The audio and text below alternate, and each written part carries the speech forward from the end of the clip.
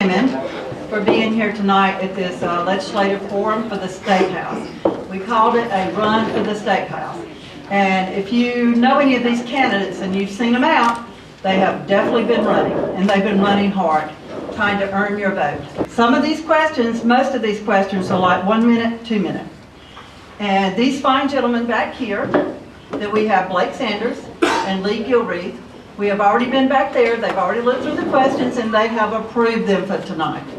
And we want to keep this thing moving. Thank you everyone for coming. It's a good show, and it'll be a good forum.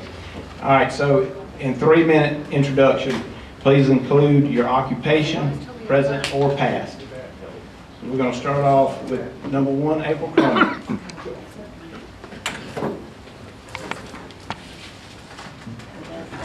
Okay, my name is April Cromer. I am about to be 50 years old. I don't know if that's relevant, but we have a family business that my husband's dad started in 1981, Cromer Food Services. Some of you may have heard of it.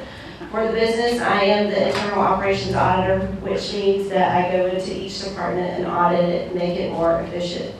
I was able to stay at home with both of our kids, who are now 25 and 26 years old. And then once I came back into the business, that was what I started doing. In the first 5 days in the company, I found over $20,000 worth of error in one department, not counting. In 6 months, I was able to recover over $120,000. So balancing a budget, finding money, and making a dollar stretch is what I do.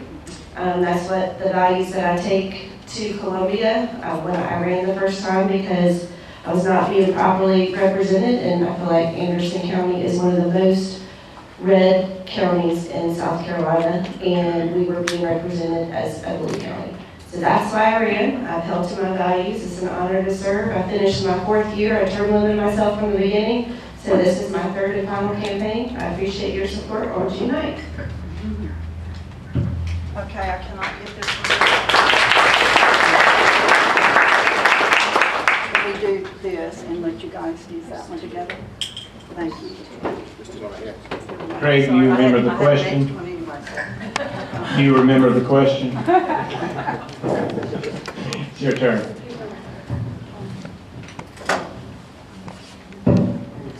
We'll see how sensitive this one is. It works. My name is Craig Gagnon, and I live in Abbeville. I've lived there for 41 years. I am a chiropractor. I have 2 daughters and 3 grandchildren, and ages 10, 6, and 6. So I have 2 granddaughters and a grandson. I have been in Abbeville County, as I said, for 41 years. Started my practice there around chiropractic college. I'm a chiropractor, as I said. And I went down to vote in the local Republican primary long years ago. Showed up at my polling place and asked a kindly old lady in there, "I'd like to vote in the Republican primary today." And that lady looked at me and over the top of her glasses, she said, "We don't have those here." And I was perplexed. I said, what do you mean? Republicans or ballots? She says, "Neither one, sonny boy. Here's your ballot. You're going to vote." I had to vote in the Democrat primary. And I was like, this is crazy. And I said, this shouldn't be. So as I left out of there, I said to myself, this will not happen again in Abbeville County as long as I'm here. So a few weeks later, I met a very nice lady down there named Janice McCord. She was involved with the Pat Robertson for President Committee, and I got involved with the Pat Robertson for President Committee back in 1988. As a Republican Party, we met and we had about 14 members, and we decided we'd put on a primary in 1988 for the president. We had a rousing turnout for the entire county of 400 people, which I thought was a miracle. And they said there was no Democrats there. And so eventually I stuck with it. We ended up, a couple years later, we had 1,200 people show up in the primary, and it went from there. And then finally the state took over the primaries, but we couldn't pay our help. We had people volunteering for all day, 7 in the morning, 7 at night, and then counting the votes. So it was very interesting. So I felt very proud that we were able to accomplish something, give people a choice in Abbeville County. And so Fast forward many years later, I was the party chairman for a long time, and we had a Democrat that was representing Abbeville County in District 11, and came time for him to retire. So as chairman, you got to look for a candidate, right, to run for the office. Went through a whole bunch of candidates, begged and pleaded, and no one wanted to do it. And I said, well, Craigie, I guess it's your turn. So I went ahead and I signed up and I ran. They told me I couldn't win as a Republican. And I said, well, it doesn't matter. I'm going to run as a Republican. I am a Republican. Voted for Ronald Reagan, and he's my man. And if I don't win, guess what? Tomorrow morning the sun comes up, I go back to work. And so it wasn't much of a, I guess, a decision for me. But I've enjoyed it. I've enjoyed got elected, and been there since 2012. It was a November election. Red lights. Oh, sorry. Okay, but anyway, I've enjoyed representing the district, and I look forward to representing again this year. And thank you very much. Mr. Thomas Speech. Good evening. I'm Thomas Speech, House District 10. I'm a born-again Christian. I go to Mountain Vista Baptist Church. I'm a licensed real estate agent. I have a family man. I got my 3 little children in the back over there. My wife and I, we've been married 19 years. I'm a veteran. I served in the 75th Ranger Regiment. I'm an airborne ranger. I am one of the state's most conservative lawmakers. Many organizations have rated me A+, 100%, in ratings as a conservative. CPAC, Club for Growth, just to name a couple. South Carolina Policy Council, another one. I'm also a member of the South Carolina Freedom Caucus. It's a group of lawmakers that serve as a wall between overreaching government, state and federal. And it's been a pleasure and an honor to serve with those folks and protecting your wallets, protecting your rights. I'll just leave it at that. Thank you.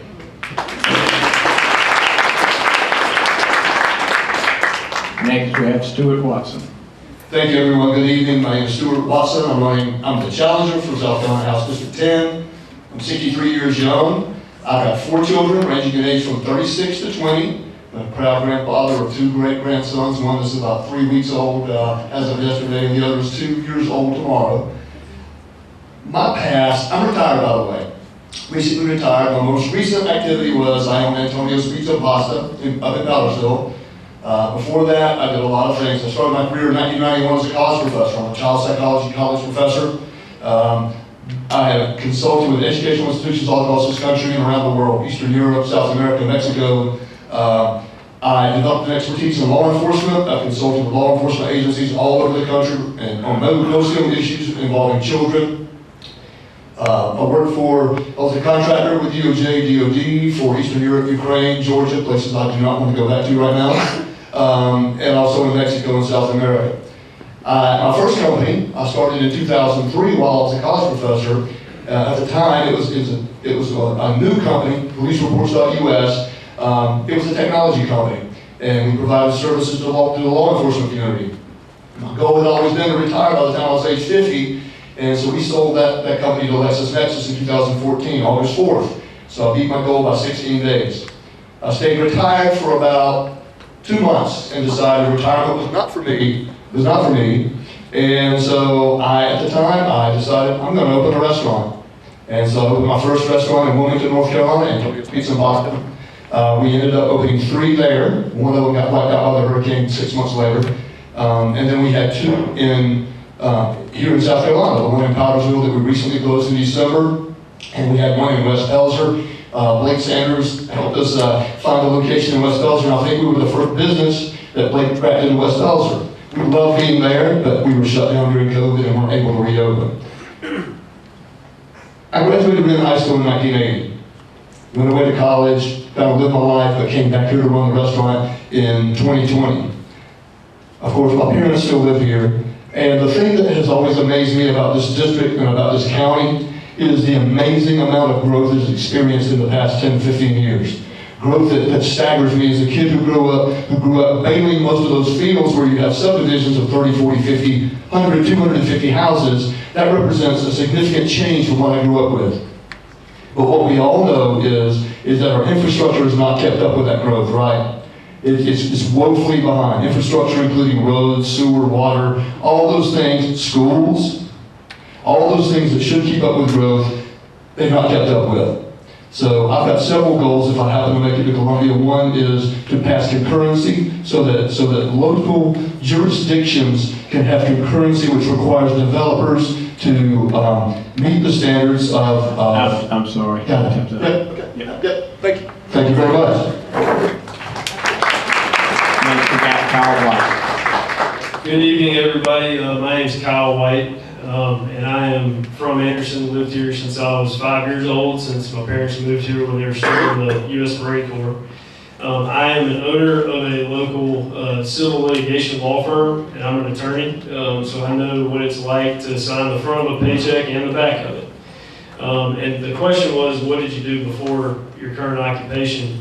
And I grew up in a hard-working family.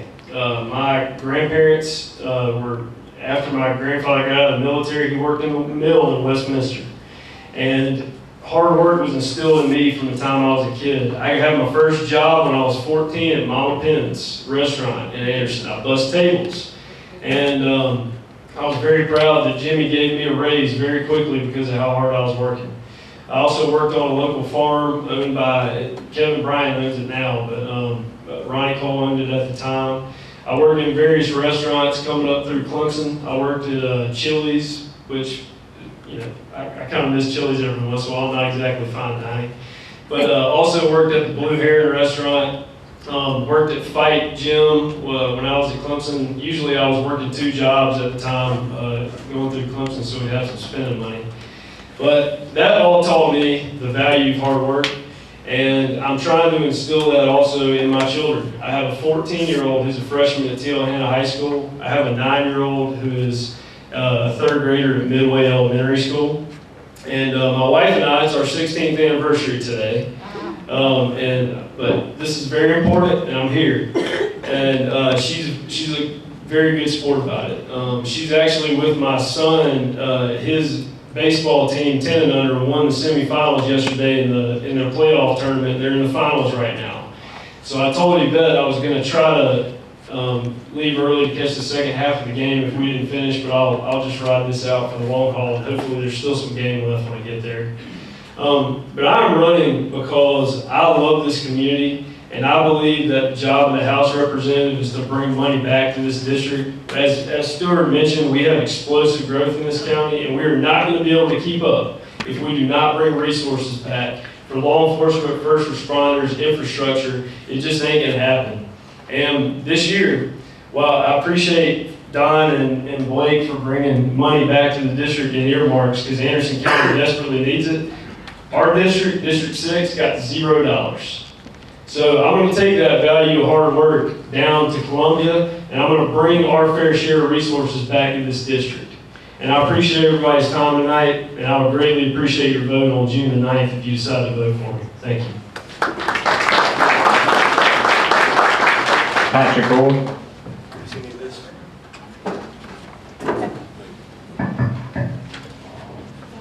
Obviously got to hold the button. So I'm Patrick. I'm the worst public speaker in this room, I promise you that. I'm 53 years old. I have a single daughter who just got accepted to Texas A&M Law. Very proud father. I'm not excited about the bill, but still proud. Anybody want to help out with that bill? I appreciate it. Some of those books are $500 or $600. I was born in Greenville. I've lived in upstate all my life. My family has been in Anderson since the 1800s. There's a Marshall Orr House downtown. I'm going to plug that real quick. On the 23rd, I'm having a meet and greet in the Marshall Orr House. It'll be a good time. You should come out.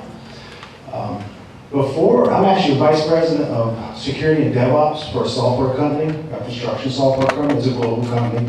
I manage a $2.5 million a month budget in Azure and AWS, or around $5 million capital. My team is global. I have team members from India all the way to California. I have one in Hawaii right now. So it's 24-hour business. I'm that horrible person to build data centers, those things everybody hates right now. And I also hate them myself. Can't stand them. They're horrible. It doesn't matter. It doesn't. I'm here for judicial reform.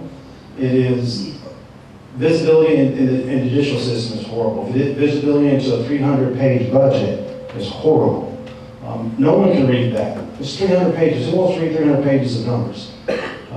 So I'm for a little more explanation on the budget, judicial reform, mental health. We have a mental health crisis in the state of South Carolina. You just can't throw money on it. You got to build a foundation first. So we got to look at a new foundation for mental health. We can fix all the problems. You fix mental health, we fix all kinds of other problems. So that's what I'm here to do. Oh, I've got the question. Before I was a vice president of security and DevOps, I actually worked on rock crushers. So Vulcan material, used to call Vulcan material, the big rock crushers that break huge boulders into little bitty rocks. That's what I used to work. Don Chapman.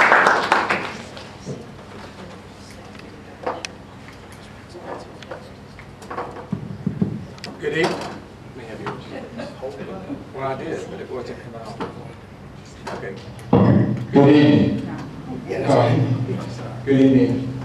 So I'm Don Chapman. I'm your House District member for District 8. Grew up in Anderson. Learned something about Kyle today. I've been here since I was 5 years old. 5th generation in Anderson, but my dad was joined the military at 17. Came back with 5 kids, and my mom, been here ever since. As far as my occupation, I'm going to start out where I started out first at 14 years old as a junior squad member with the Anderson Whiskey Squad. That was my very first time, and then I was a dishwasher at Capri's restaurant. I think it's now a Mexican restaurant, but anyway. Started out, was there for 7 years, all the way through college. But my brother, who was a year ahead of me, was the first in our family to ever go to college. When he decided to go, the light bulb came on, and I said, well, if he can go, I can go. I just picked a school that he could go for a year of what it cost me a quarter.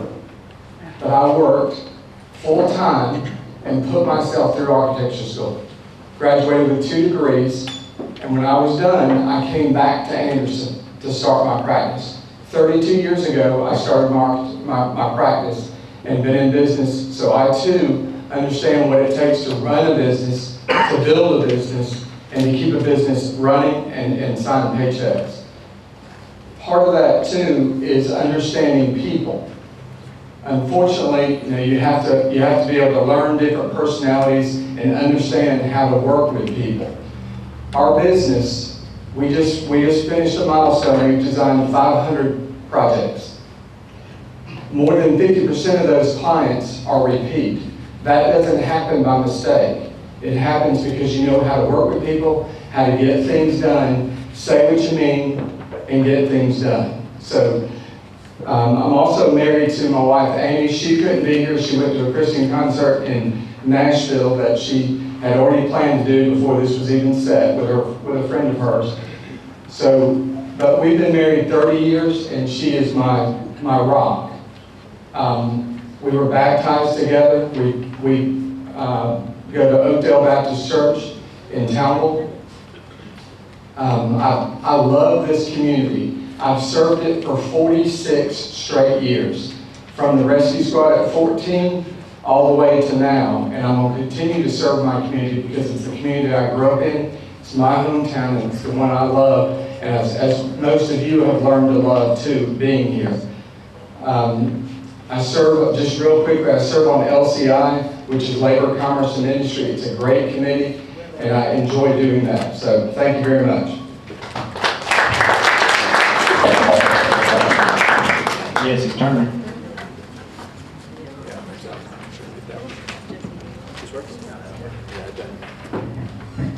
As How's it going? I'm Jesse Turner. I'm a Marine. I'm a small business owner. I sold most of my businesses to be able to afford to run for this because I believe money should not be involved in politics at all. No special interest, no PACs, etc. So after I got out of the Marines, I didn't get straight into politics or anything like that. I bought a bar, I started tattoo parlors, axe throwing range, food trucks, electric scooter companies, and obviously the most famous one is my hemp dispensaries, which got some attention recently. I'm sure most people are aware of that. I'm a Republican. I'm running for District 11, and I'm a Republican in the traditional sense, because I want a small government, I want fiscal responsibility, I want individual freedoms. And unfortunately right now, that's not happening. We have a bloated budget. If we have a supermajority of Republicans in the House, the Senate, and the governor, then why is our budget continually going up? Why are our freedoms continually be taken away? I think these are fair questions that we should be asking, and I hope we can get the answers, because I believe in transparency. I also believe in term limits, because the longer a representative is in office, the longer they start to represent themselves and not their constituents. I mean, it's great that Ms. Cromer is self-limiting herself, and people like that are doing that, but it needs to be mandated. Because otherwise we have people in there over a decade, 20 years, they're not representing you, they're representing themselves. Thank you.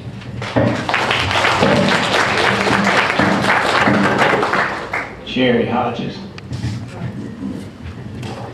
Good evening, it's good to see all of you. Well, I prepared a statement. So, as your South Carolina's Representative District 8, these are my goals and what I plan to work on. I'm going to work to fight taxes. I've been a tax fighter for over 30 years. I'm going to prioritize our public safety, our roads, our infrastructure, and our bridges. Protect families, children, and women. Reform state government growth. Our government's growing way too fast. Here's my background. I was raised in a Navy family. My parents taught me to always stand for truth and protect my younger siblings. Truth and protecting the innocent is in the core of my very being. My husband Scott, of 47 years, and I are Ronald Reagan Republicans. When my daughters were in high school, and my daughters Ashley Weldon and Sunny Hodges are here, so it's really a pleasure. When they were graduating from high school, they're 2 years apart, I brought them here to South Carolina, the land that I have been visiting my entire life. Ashley decided to come back, and she chose Anderson College as where she was going to attend school, and that was 23 years ago, and Scott and I started coming here on a much more often basis. So I taught my girls and my 2 boys early that there are good places outside of Southern California to raise a family, where family values were very important, and where people were conservative and true and honest. And Ashley came here, and Scott and I got here as quickly as we could. So professionally, I worked in public policy and government affairs. I was chief of staff and district director for leading Republicans in Southern California. I was also the director of government affairs for the Greater San Diego Association of Realtors, the second largest realty association in America. And at that job, requirement, California law, is that you register as a lobbyist. I love realtor issues. And I can tell you this, the San Diego Association of Realtors would have never sent out foreign mailers promoting a sales tax like the Anderson County Association of Realtors did. My daughters got me going, soon after Scott and I moved here, they got me attending Anderson County Republican Party meetings. Scott and I were already very active in our church, Concord Baptist, and Scott was very involved with the men's ministry, and we started going to the Republican meetings. I quickly became disheartened. I read policy, and when I saw that a couple of our legislators were not being honest, I decided we need help. All right, Thank you. My name's Blake Sanders. Mr. Gilreath and I, we're going to rotate rounds, and so I get one of the speed rounds, which is really fun. And so round 2 is for the incumbents. Why are you running again, and how many years do you want to keep this job? You have 1 minute. The first one is Mr. Gagnon. Thank you. I've been, the reason why I want to continue to serve my district is I'm invested with my community. I have a practice that serves every stripe of society. I have a very large base of patients that come in and they share with me their needs, wants, desires. I also, my number one issue, of course, with them is constituent service. I want to provide them with the answers that they need from government. Now, a lot of times I have patients that have, or constituents also, have problems with the DMV, the DOT, the Department of Revenue, all these different areas, and what I'm here to do is to help them. I help them with their health issues and their spinal issues, and that's what I do. The folks in my district have been terrific to me. I've been through some pretty rough times in my life and personally, and they were there to pray for me and to lift me up, and I appreciate it. And I want to give that back to them. How long do I want to continue to serve? As long as they'll have me, and as long as I'm physically able. Thank you. Same question for Mr. Beach. Why are you running again, and how many years do you want to keep this job? A few years ago, I had no interest and desire to run for politics, but supermajority of Republicans decided that to let transgender boys play in girls' sports. I wasn't going to let a boy change in my daughter's locker room. And then I discovered what we were doing, funding Planned Parenthood, using taxpayer money to mutilate children as young as 4. And the list goes on. They keep taking money from you for their pet projects. There's a fight. So I made friends with Representative Cromer, Representative Lee Gilreath, and we said enough is enough. We have so much work to do, but we have so many wins. Do you know why you have constitutional carry right now? That's the Freedom Caucus.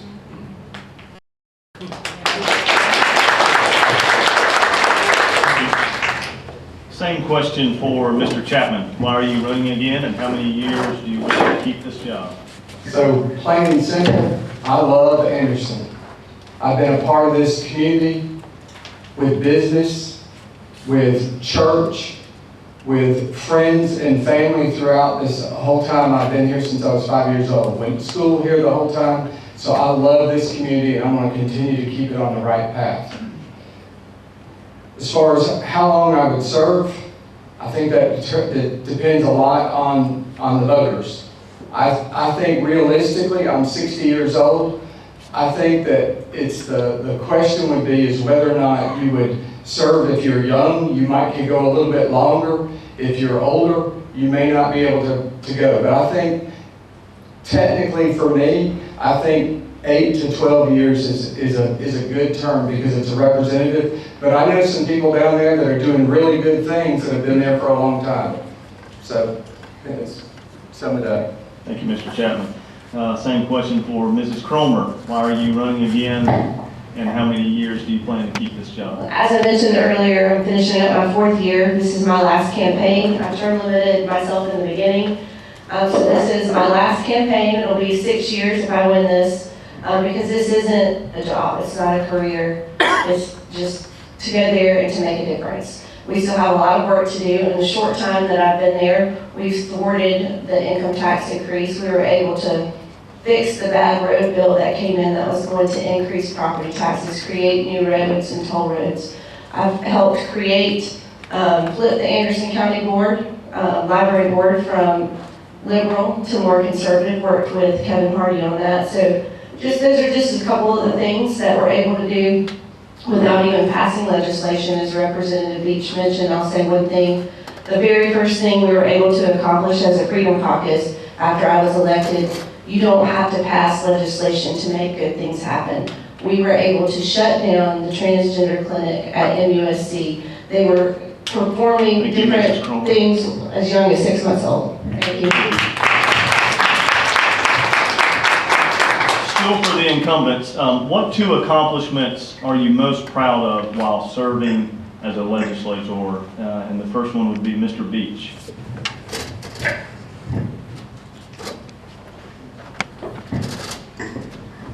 What accomplishments, Lord Almighty. I remember, as I mentioned, the constitutional carry.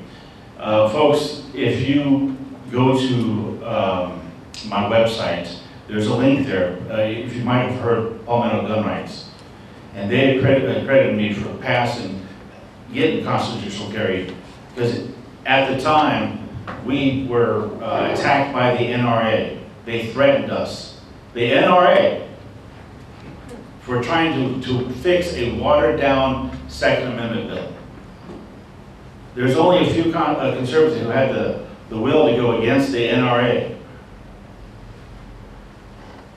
When I presented that amendment to have a clean constitutional carry, to take away the subgroups, the special exceptions for lawmakers,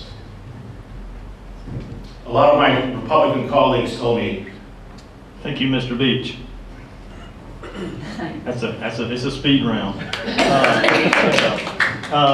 Same question for Mr. Chapman. What two accomplishments are you most proud of while serving as a state legislator? So first and foremost, I would say my first accomplishment that I'm very proud of is bringing money back to this community.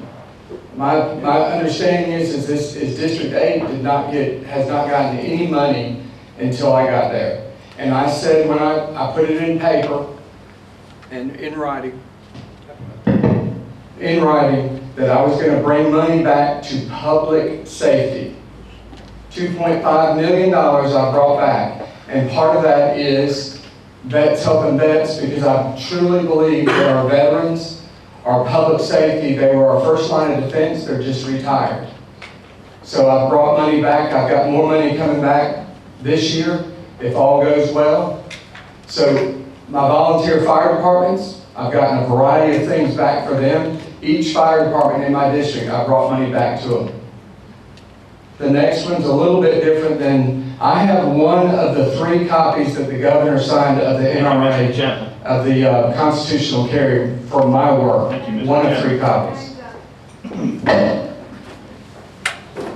Same question for Mrs. Cromer. What two accomplishments are you most proud of while serving? Well, I'll say that I was in the meeting with Rep. Beach when the NRA lobbyists walked into our meeting and tried to force us to accept a watered-down bill. I'll tell you, he walked in, but he limped out. And we got what we wanted. And that's what you have to do there. It shouldn't be so hard for the Republican supermajority, but a lot of people give up a lot to bring back some stuff, but it's very deceitful. And I'll tell you, the second thing is the first thing, and that's the MUSC transgender clinic that we were able to support and shut down, because our tax dollars should not be funding this kind of stuff for our children. And I will always stand proud to fight for our children and our women and to keep our community safe.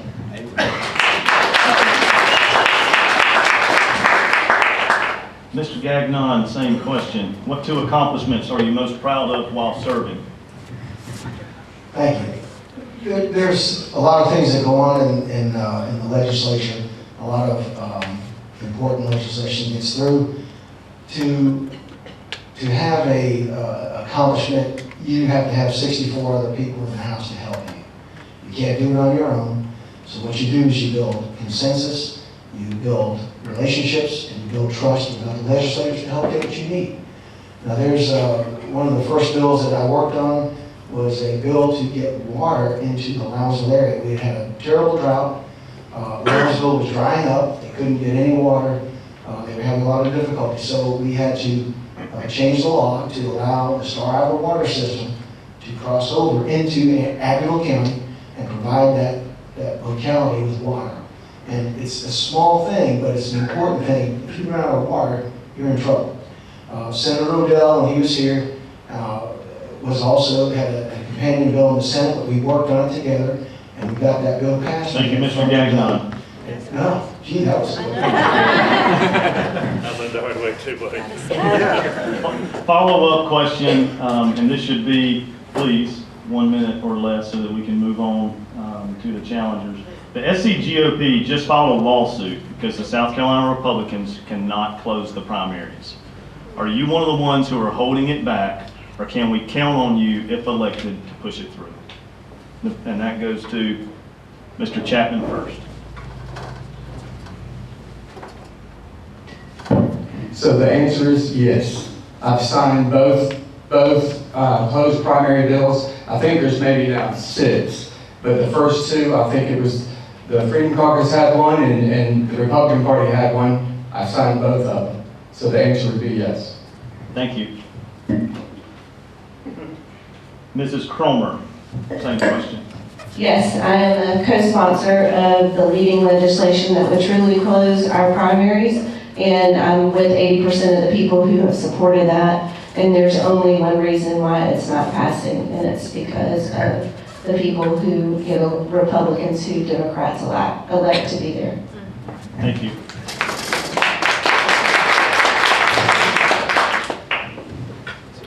House leadership, rank and file Republicans pushed a watered-down closed primary bill, even after the ballot on the last election on the ballot was asked, do you all want to close the primaries?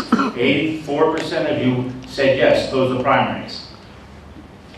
I guess they didn't hear that message. It wasn't clear enough, because that then entered the Freedom Caucus, enters closing the primaries 3-3-10. Every day we asked and pushed. When they wouldn't put the bill on the table for discussion and vote, then we got up and started asking for unanimous consent. Unanimous consent to bring that bill so that we can vote on it. Each time objected and shot down. We are for closing the primary, the Freedom Caucus. Thank you. Mr. Gagnon?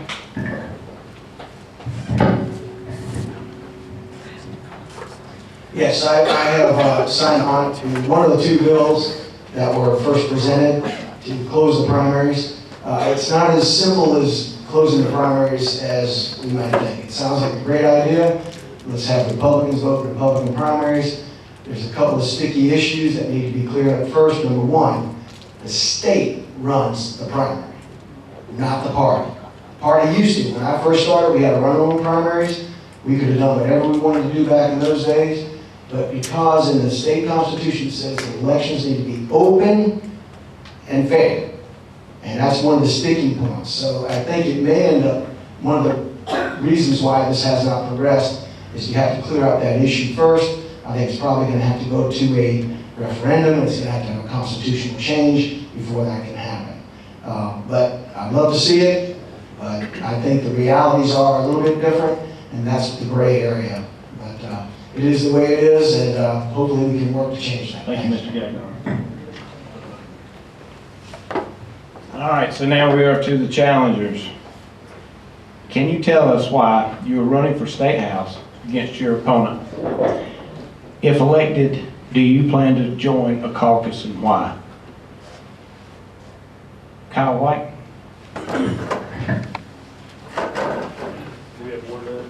I'm sorry, 2 minutes. 2 minutes, okay. The reason I'm running is simple. I mentioned earlier that I've got a 14-year-old daughter and a 9-year-old son, and I want them to grow up in Anderson County and graduate from high school in Anderson County that is thriving, that they want to stay in, and they want to raise my grandkids down the street from me so I don't have to get on a plane to go see my grandkids. That's it in a nutshell. But the more specific reason, the way to accomplish that is we need effective leadership in District 6. And what that looks like is bringing resources back to District 6. And we're going to pay taxes down in Columbia in some amount until we don't have the income tax anymore. And whatever that amount is, we can fight to lower the taxes, but once we pay the money down there, we got to get our fair share back. And that's not happening right now. And so we need to bring our fair share back for first responders, for law enforcement, for infrastructure. I mean, this building that we're in right now, that the Vets Helping Vets graciously let us use, This wouldn't be possible without, I believe, $300,000 in tax dollars that came from the state of South Carolina. So taking care of this community and keeping up with the growth takes the resources, and we got to get our fair share of resources back. And we also, I know I'm running out of time, but we also got to do something at the state level to get this growth under control and managed. We got to get concurrency at the state level. We got to get impact fees in place that actually are proportionate to the impact that these developments are having on our community. And those are things that I'm going to work on if I get down to Columbia, if y'all trust me with your vote and I'm able to serve you down in Columbia. So I would again ask that you give me the opportunity to work hard for you and to try to make this community as strong as it can be. Thank you.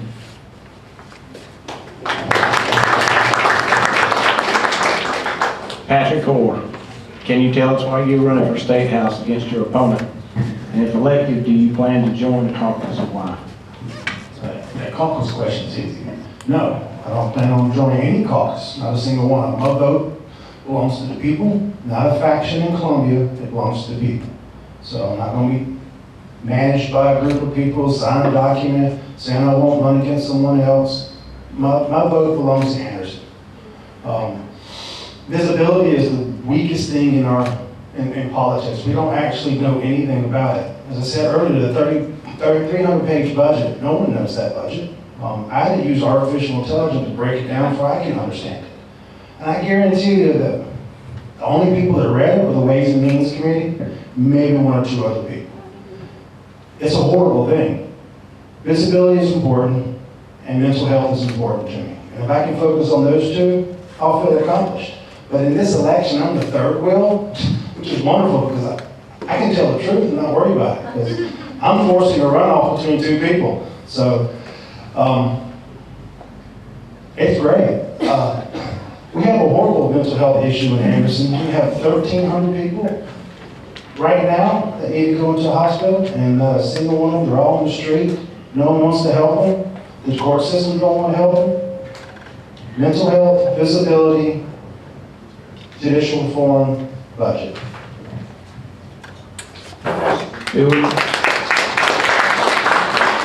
Stewart Watson. All right, thank you. Kyle actually stole a little bit of my thunder there because I think our districts are very similar. I've seen a lack of resources coming back to District 10. We've got to have more money for infrastructure. We've got to have money for fire and police protection. There's over 1,000 new homes being built right this moment, and the Planning Commission just approved another 1,000. So what happens is, you still have to protect those people with police. You still have to have fire protection. You're going to have to educate those kids in some way. We already need another elementary school. The one on Oak Road is already maxed out the capacity. It's not even open yet.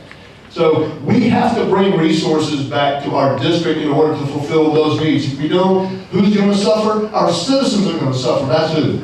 So we've got to do that. Another focus of mine, almost everybody on this panel has a small business. There's no reason for the many regulations that apply to small businesses. We need, as a representative, I want to look at those regulations and take some of those away. I want to make it easier for people to open businesses and maintain their businesses without the government reaching into their back pocket every time they turn around. That way, small business, which is the backbone of any economy, that way it allows small business to thrive in our district. So that's one of the things I want to look very strongly at.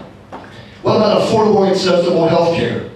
Anderson County is woefully behind in health care. My beloved mother, 84 years old, we have to go to Greenville or Clemson for all of her health care. And you know what? She's on a 3-month waiting list for many of her appointments. That's ridiculous. In the greatest country on the face of this earth, there's no reason why anybody should have to wait 3 months to see a physician. And so there are things we can do to promote AMED, Prisma, Bon Secours. There are things we can do to help them build additional facilities to make it more accessible. Finally, in Powdersville, in the upper reaches of my district, we're finally getting a Bon Secours. We have urgent cares and things like that, but they're going to have an emergency department and a full-scale servicing hospital. Prisma's also in plans to build another place there. Thank you.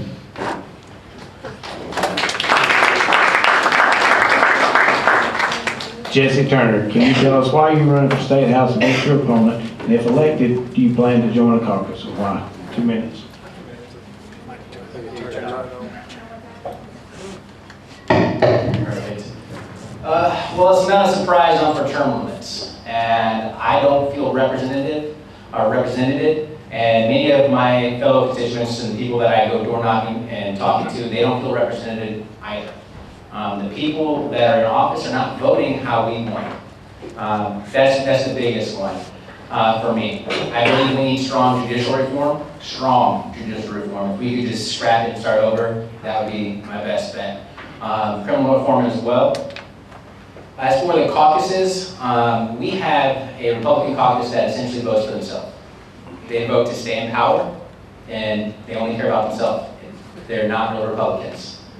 So if given the opportunity, I would join a caucus. I would join the Freedom Caucus if I was invited. Thank you.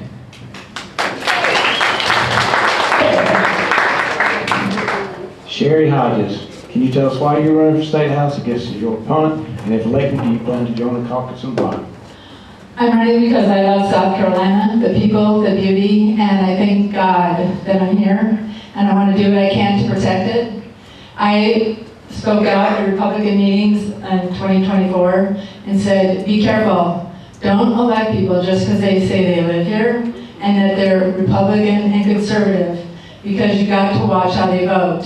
And I'm very concerned with the direction that our representative in District 8 is taking our state and our county, and it's not representative of the people of South Carolina. And though I told people when many asked me to run, in 2024 I decided to run when I woke up to this from Riley Gaines, saying this, 63 Republicans in the South Carolina House just voted to kill an amendment that would criminalize doctors who chemically or surgically castrate minors. 63. Now this isn't California, it's in South Carolina. I said this to my daughters and a friend, and I just started to get angry.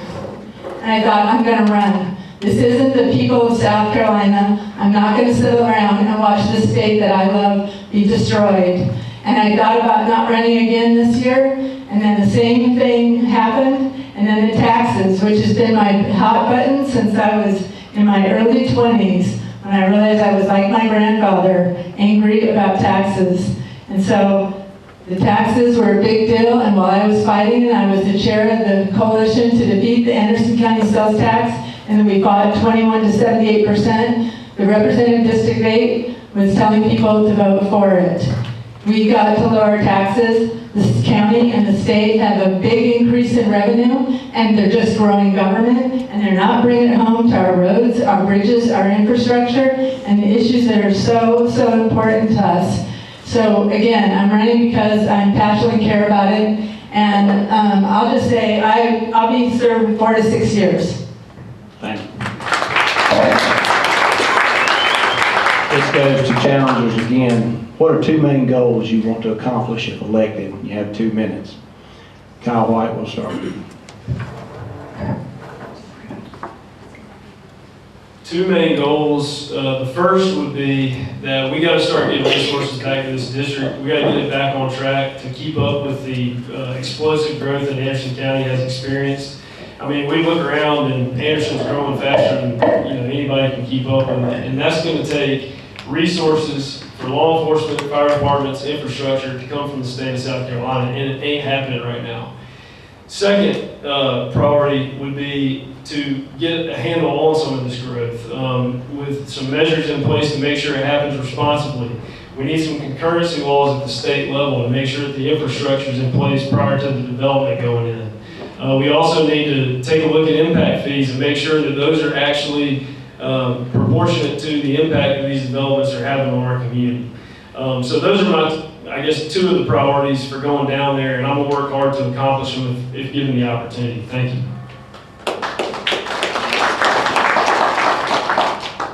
Patrick Orr, what are the 2 main goals you want to accomplish if elected? 2 minutes.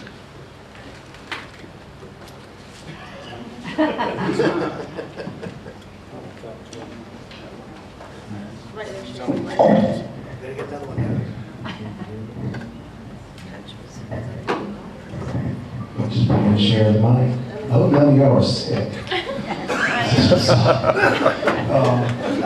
guess y'all can guess what I'm going to say.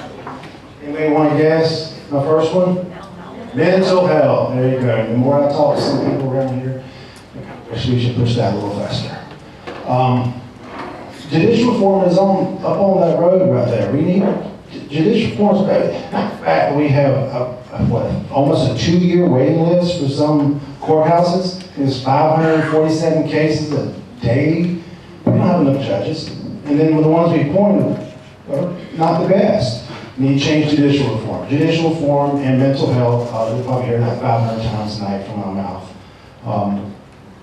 The appointment of judges needs to change a little bit too. We need to be able to remove judges a little quicker. I know that's a constitutional change, but you can do audits of judges, you can make it public to the people, so the people actually see how bad the judge is. You have to dig deep into the databases to find how bad judges are and how bad the bond rates are, and we keep letting people out over and over, and they wind up killing little girls in their apartment complex in Columbia.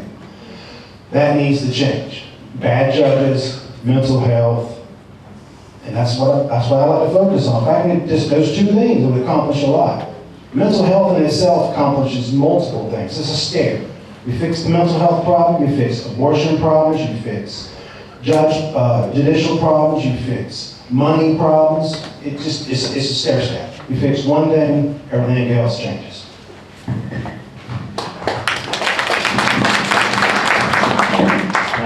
Stewart Watson. Thank you. At some point, we all kind of sound like a broken record, right? I agree with Patrick about the mental health stuff. Obviously,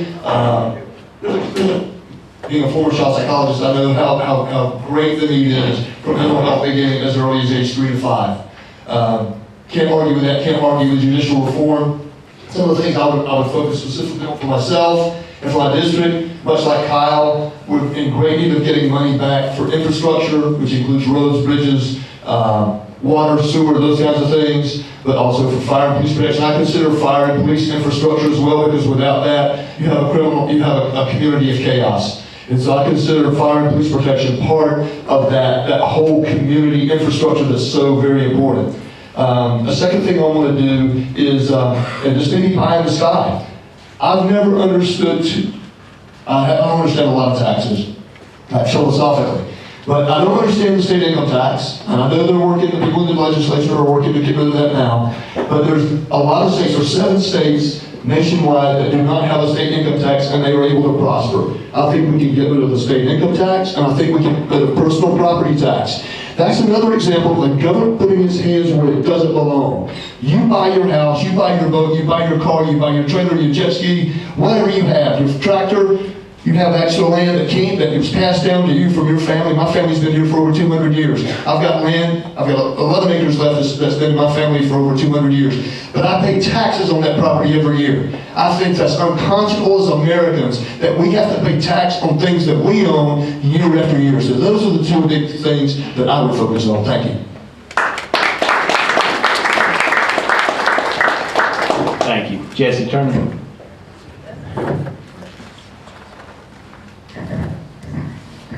First, I want to start off with saying I completely agree with every single thing that they said. I won't beat the term limits things too much, but I do want to go a little farther into the judicial reform, because right now we don't have any checks and balances. You know, the executive, the judicial, and legislative are supposed to be completely separate. So then why is our legislative choosing our judges? It makes no sense. We need to get rid of this good old boy system we have, where the people in power only protect the other people in power. That's wrong. Secondly, this is where I'm going to divert a lot from my fellow Republicans. I think we need to get some cannabis reform, specifically medical, into South Carolina. If we trust a doctor enough to prescribe an addictive opioid that kills 80,000 people a year, then why would we not trust the same doctor to prescribe a natural alternative that doesn't kill anybody? Makes no sense. We lose 140,000 people a year to alcohol, but a plant is the problem. It's backwards.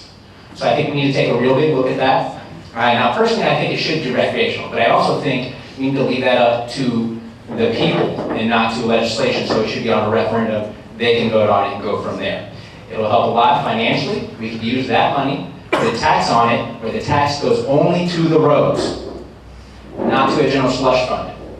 So then we get increased roads, or road quality, because right now we're at the bottom. I think the last study said we're in 4th place on the worst roads. It's insane. And then also, it provides people with an alternative natural medicine where we're not relied upon big pharma. To me, it's just common sense. Thank you. And Sherry Hodges. I'm going to be busy. I'm going to be very focused on our taxes. We have the highest taxes in the South. It shouldn't be that way. All this growth that you see all over brings in new revenue. We should be lowering our taxes, not growing government. Our government has grown by 45% in the last 3 years. I'm not going to be approving giving money to lesbian podcasts and gummy bear museums and all this stuff that is almost unbelievable should not be happening in South Carolina, let alone in Anderson or having any part of it. So I'm going to be very focused on that. I'm also going to be very focused on bringing money to our roads and our bridges.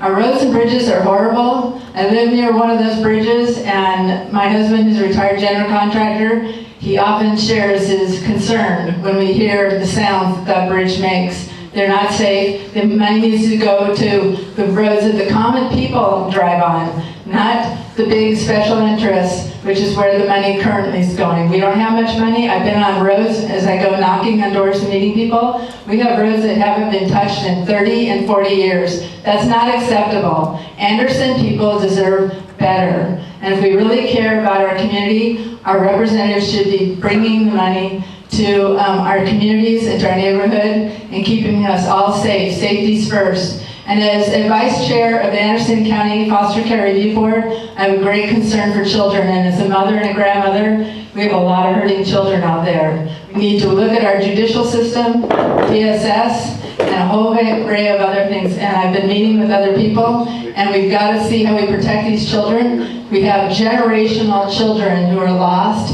without families and loved ones. It's unbelievable some of the stuff you hear these poor children have gone through. And we've got to protect them so they don't grow up to be the mentally ill, so they don't grow up to be the people dependent on all of us. We've got to help them. We're the ones to do it. Thank you. All right, this is a follow-up question for the challengers. What is the number one thing you believe your state house representative has failed in? You only have 1 minute for this. We're going to start out with Patrick Orr.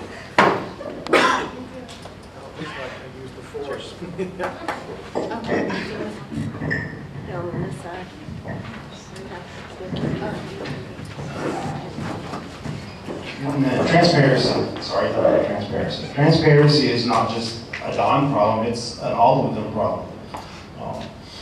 If you read some of the bills, they're written for a lawyer, they're not written for us. So transparency is the first thing I'd fix. And just out of curiosity, how many people are from District 8? Oh, most of you. Transparency is the first thing I'd fix. Stewart Watson. I think the number one thing that Mr. Beach has failed on is bringing money back to the district. Money drives everything, and I understand the Freedom Caucus, I understand their position very well on why they don't vote for the budget and they vote against other things because they're trying to control government spending. But what you have to understand is when money is earmarked and when money is put in the budget for certain things, it's going to go to somebody. If money is in the budget for something, for parks, recreation, tourism, whatever it is, it's going to go to someone. And I think that's where you have to be an advocate. You have to fight for that money to come back to your district. So I don't know if it's a failure or it goes against Mr. Beach's philosophy, but I think that's the number one thing that I would do differently. Thank you. Jesse Turner. I think the biggest failure, things I disagree with, is you're supposed to represent the people and how they would vote. How are you going to do that if you're not meeting them, if you're not spending time with them? And yes, I mean the people that disagree with you too, not just your fellow Republicans. How's your Democrats? How's your Libertarians feel? I go door knocking in everywhere in my district.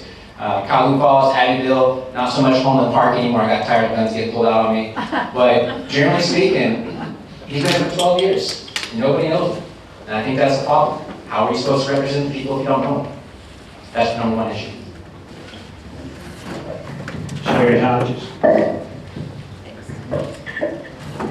I'm going to bring honesty to our district. I'm not going to be deceptive. I'm going to tell you the truth, and I'm going to be very focused on bringing money back to your wallets and back to our district, and just overall protecting our county. That's going to be my focus, is being honest and straight shooter. When I worked in public policy, I was called a straight shooter. I'm still a straight shooter.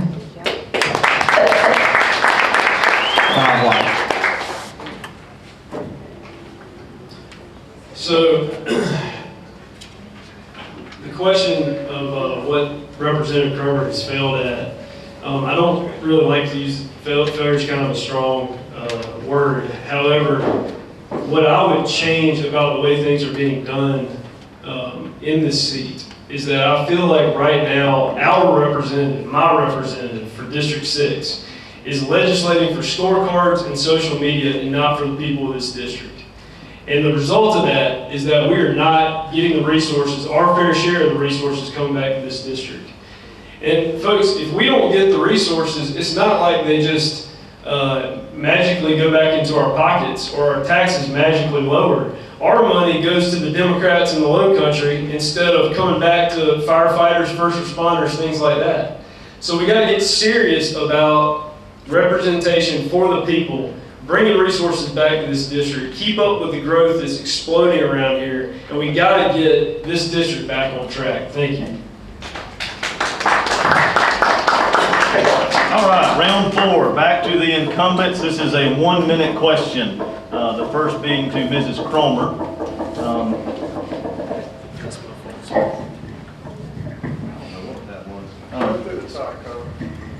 Is there a bill that you presented that is stalled or even tabled that you still hope to push through next year? Yes, 4216, it closes the loophole and removes the protection for librarians and teachers to give our kids pornography.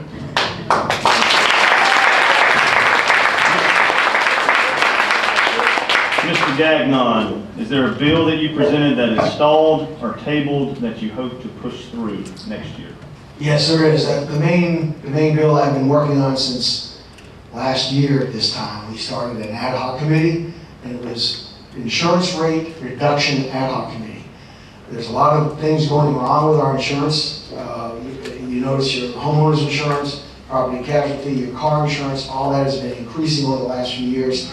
We have been working on ways of improving the market, to bring in more companies to come in to South Carolina. Right now, this bill is stuck, and hopefully we can get this across the finish line and start really taking the bite out of your insurance rates and bring things back. We've tackled fraud. We've tackled when you build your home, you can do it to a fortified standard. When you do a fortified standard, you can also be eligible for reductions in your homeowners, car insurances, glass issues on your car. We're going to try to make it more flexible with a deductible. Thank So you, there's a lot of things Mr. we're going to try to do, but just lower your insurance rates is one of the biggest ones I can think Thank of. you. Mr. Beach, same question. Is there a bill that is stalled, tabled, that you want to push through next year? I have a bill that prevents children being used in explicit and lewd drag queen shows. That's very important to me. We have to protect these kids. With the remaining amount of time, ladies and gentlemen, if you're going to go fight at Columbia, if you're going to go fight for law enforcement, first responders, teachers, infrastructure, you can ask any of these incumbents. They're all underfunded. They're all underfunded. Our priorities are messed up in Columbia. We spend so much money on climate change research. The Greenville Gay Men's Choir. You sent $25,000 to Virginia for some venue that plays a lot of music. Virginia. The list goes on. If you truly want to fund core functions of the government, Freedom Caucus.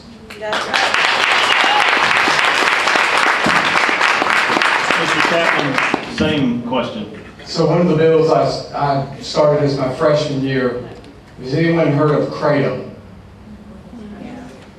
It's a synthetic opioid that you could buy in a drugstore or in a convenience store or a smoke shop, and it acts like an opioid. We've had testimony that it acts exactly like an opioid, and people are getting addicted mostly to the synthetic version. Kids are dying over it. I think it was 168 people have died in South Carolina from the 2022 study. So it's a synthetic opioid that you can buy in a convenience store or a smoke shop. And my goal is to try to get that banned, at least the synthetic version of it that's killing people.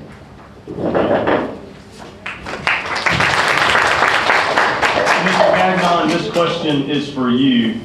Have you introduced a bill or worked on a bill with other members and then ultimately voted against the final bill? If so, why? 1 minute. I can't think of a specific bill that I was the primary sponsor on. A lot of times, one of the reasons that will happen is that you vote against your own bill, is that through the process, there's many iterations. You'll have amendments put in the House and the subcommittees.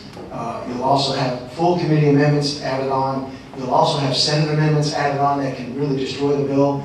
A lot of times when they put on an amendment, or anyone puts on an amendment, it does what's called a poison pill. It poisons the bill. So the amendment is adopted and it's killed, and I don't want to vote for something that I can't go along with because it has something in it that's so egregious and so horrible. I just can't stand for it.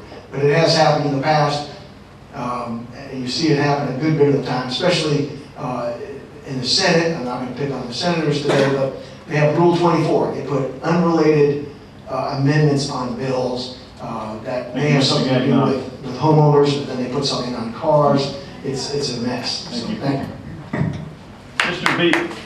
Mr. Beach, same question. Have you worked on a bill with other members and then voted against the final bill?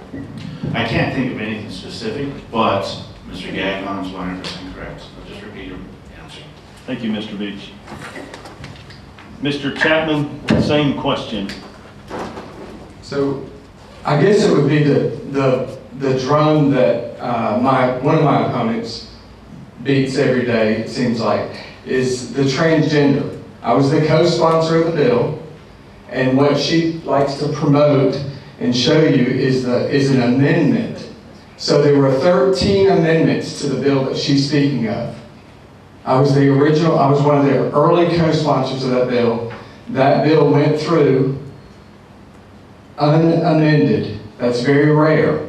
13 amendments, 7 of them were from Democrats, 4 of them were from Freedom Caucus, 1 of them was Republican Caucus, and 1 of them got withdrawn. All of them were defeated.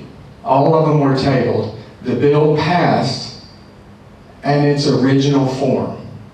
So that was one of those things. So the reason why I didn't say that I voted against the bill, she likes to say that I voted against the bill. I voted against the amendments that passed as the original form. Thank you, Mr. Chapman. Mrs. Cromer, same question. Have you worked on a bill with other members and then ultimately voted against the final version?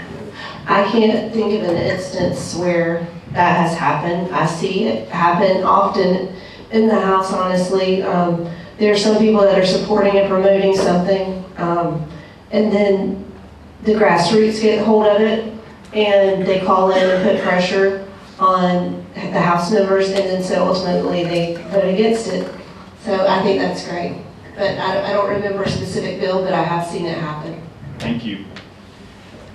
Challengers, here's your chance. 1 minute answers.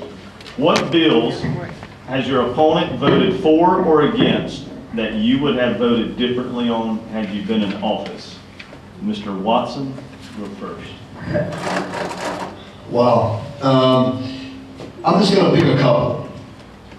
I would not have voted to defund Clemson University or voted to defund Tri-County Technical College. I think doing so is a grandstanding maneuver.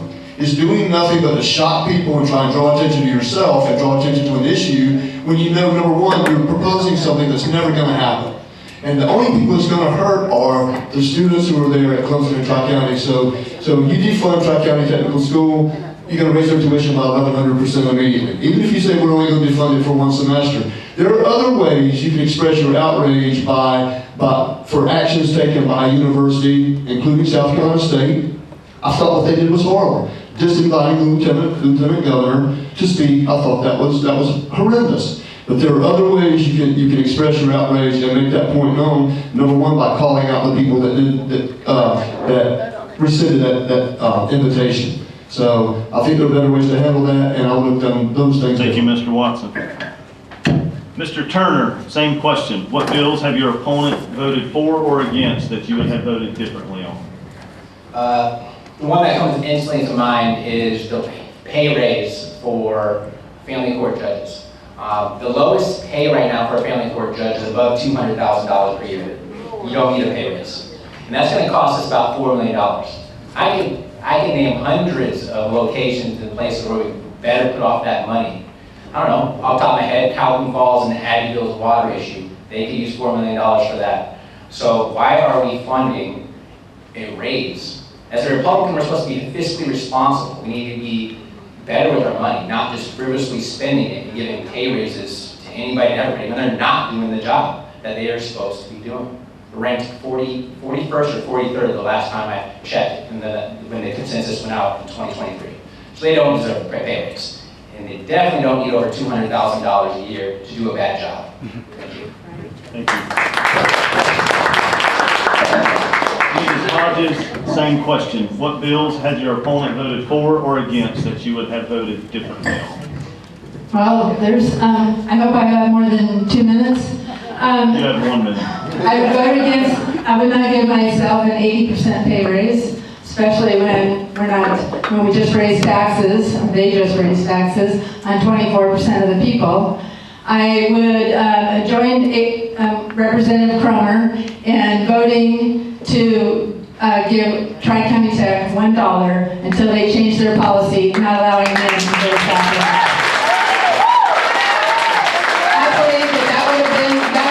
Policy would have been changed by the end of the day, if not within 24 hours. And we should have told them loud and clear, we will keep our women, our girls safe. My granddaughter could be going to that school next year at 16 years of age.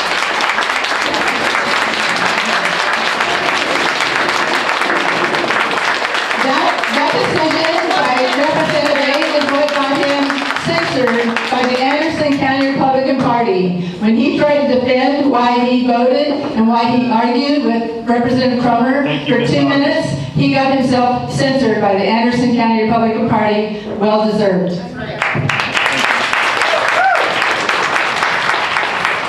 Mr. White, same question. What bills has your opponent voted for or against that you would have voted differently on? Bills or one bill? Both. Okay.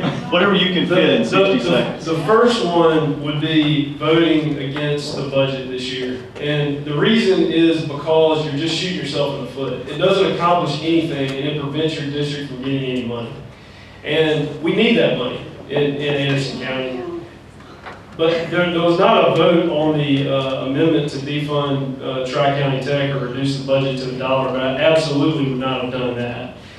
There's actual serious ways to address problems like that if you actually want to fix them and not just legislate for social media clicks. One of the ways would be pulling your vending machines out in protest. As far as I know, Kroger Food Services is still making money by having their vending machines in Tri-County Technical College. Still making money off of this place that we supposedly need to defund to fix this issue. That is unserious legislating. And that is not the way to fix anything. And if you really want to fix it, you go about it in a serious way. Thank you.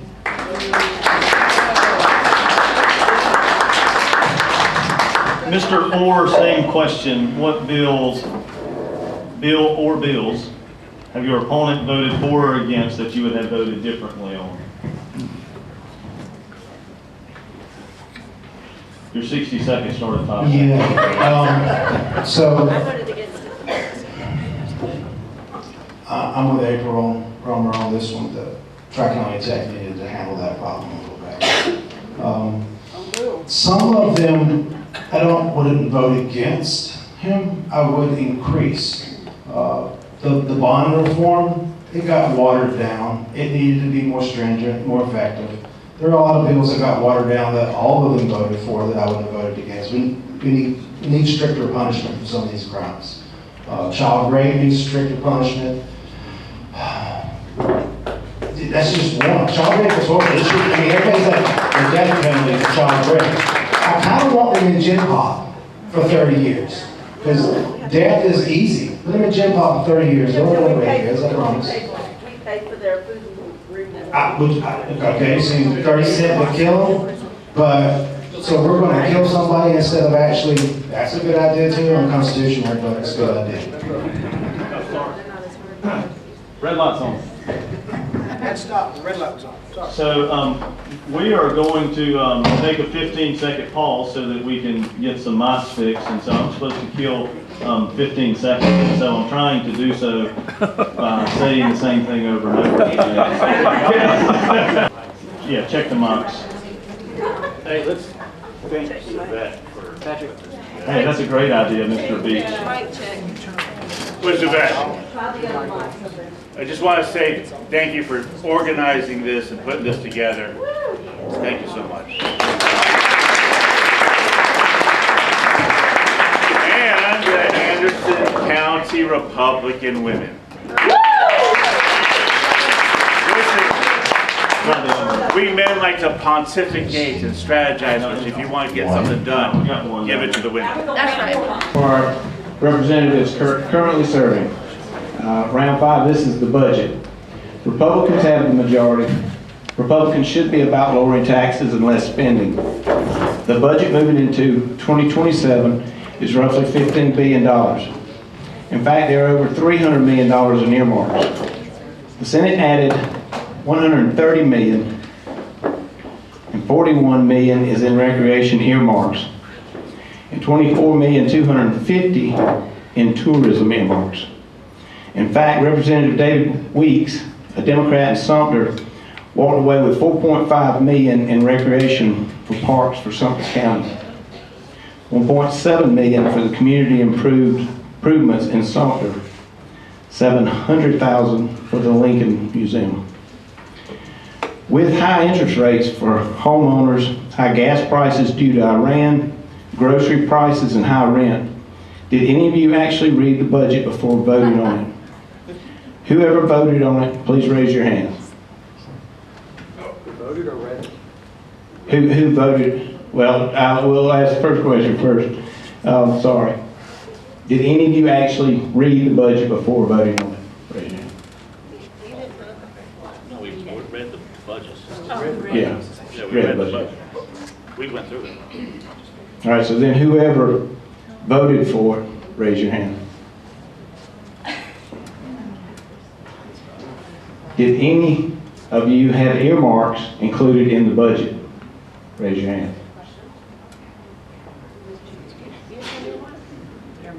What are they? You have 1 minute. I'm gonna slow it. I'm gonna speed it up because we're running.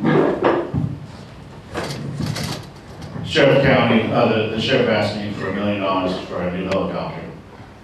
I submitted that. $250,000 for legal fees for Pickens County School District. And something else. No, I didn't get any of that. This is just who got earmarks.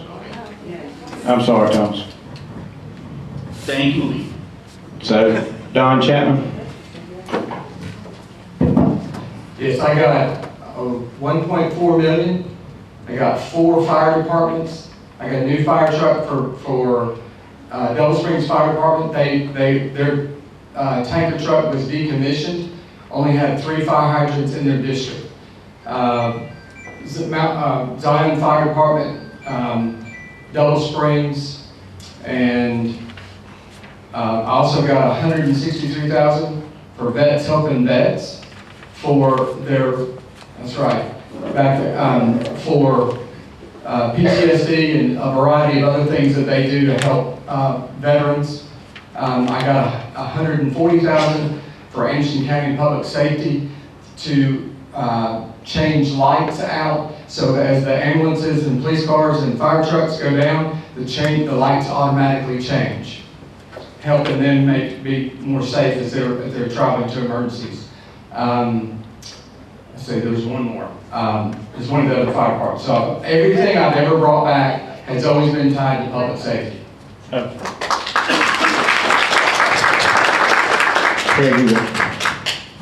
Yes, in this current budget, I requested roughly about $1.8 million. I think I've got probably 1.4 or 5. The main things that I invested in my community is in the fire departments. Grove Fire Department, Monterey Fire Department in Abbeville County, also Andrewville Fire Department. There's some $500,000 in that. I also got a community investment earmark for the Due West Robotics program. It's a great program teaching young middle schoolers and high schoolers about robotics, preparing them for the workforce that we desperately need. It's a $350,000 amount, and that will finish off the building that they're building in Due West. It's a great facility done with a lot of volunteers from the Mennonite community as well. They came in there and they did a lot of great work. So this will be the last installment. I also got $150,000 for First SC, which is also robotics competitions. So we've had them in Anderson Civic Center, we've had them several times. So that's money that goes back into this area and brings it to us. Thank you. All right, for those that did not vote for the budget, did you still ask for earmarks? If so, what were they? And if not, why not?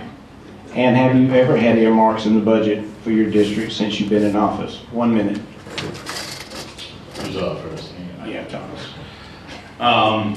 My very first year, got $750,000 for lights to keep kids safe. I had 30 families pulled me in a room and said, it's a matter of time before our kids get ran over on. And I put some lights in the Abbeville area. But then, when I started to fight against the $1 billion worth of waste, see, earmarks is the currency of corruption. Folks, how much is your vote worth? Because when I said the Republican Creed, I'm not going to trade my freedom for a handout.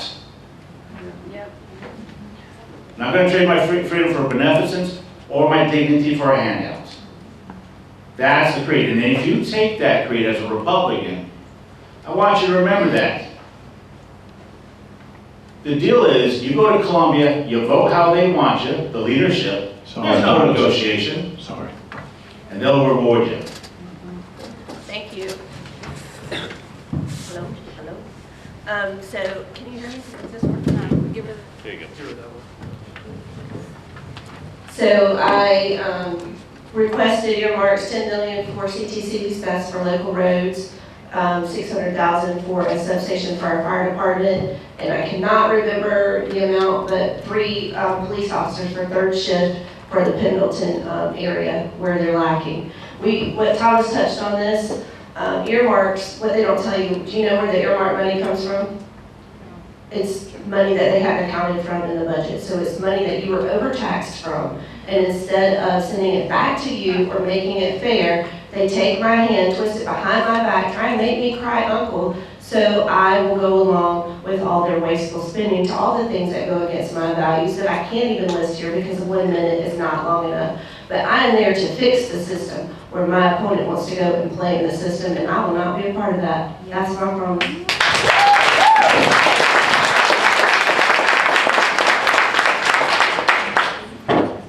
All right, this is a follow-up question for those that did not vote for the budget. Could you have added earmarks and still voted no on the budget? Do you feel that your district is losing out? 1 minute. No, they would not give me earmarks because it's the way of coercion and blackmail. And I don't feel like my district is running out because I'm keeping my campaign promises. I'm holding true to the values of District 6. I will not vote for the queer choir in Greenville or the LGBTQIA+ Chamber of Commerce in Greenville. I mean, the list goes on and on. It's appalling to just stand here and list off the top of my head, but I would never go against the values of District 6 for a 7-figure handout. My dignity and pride is worth a lot more than that.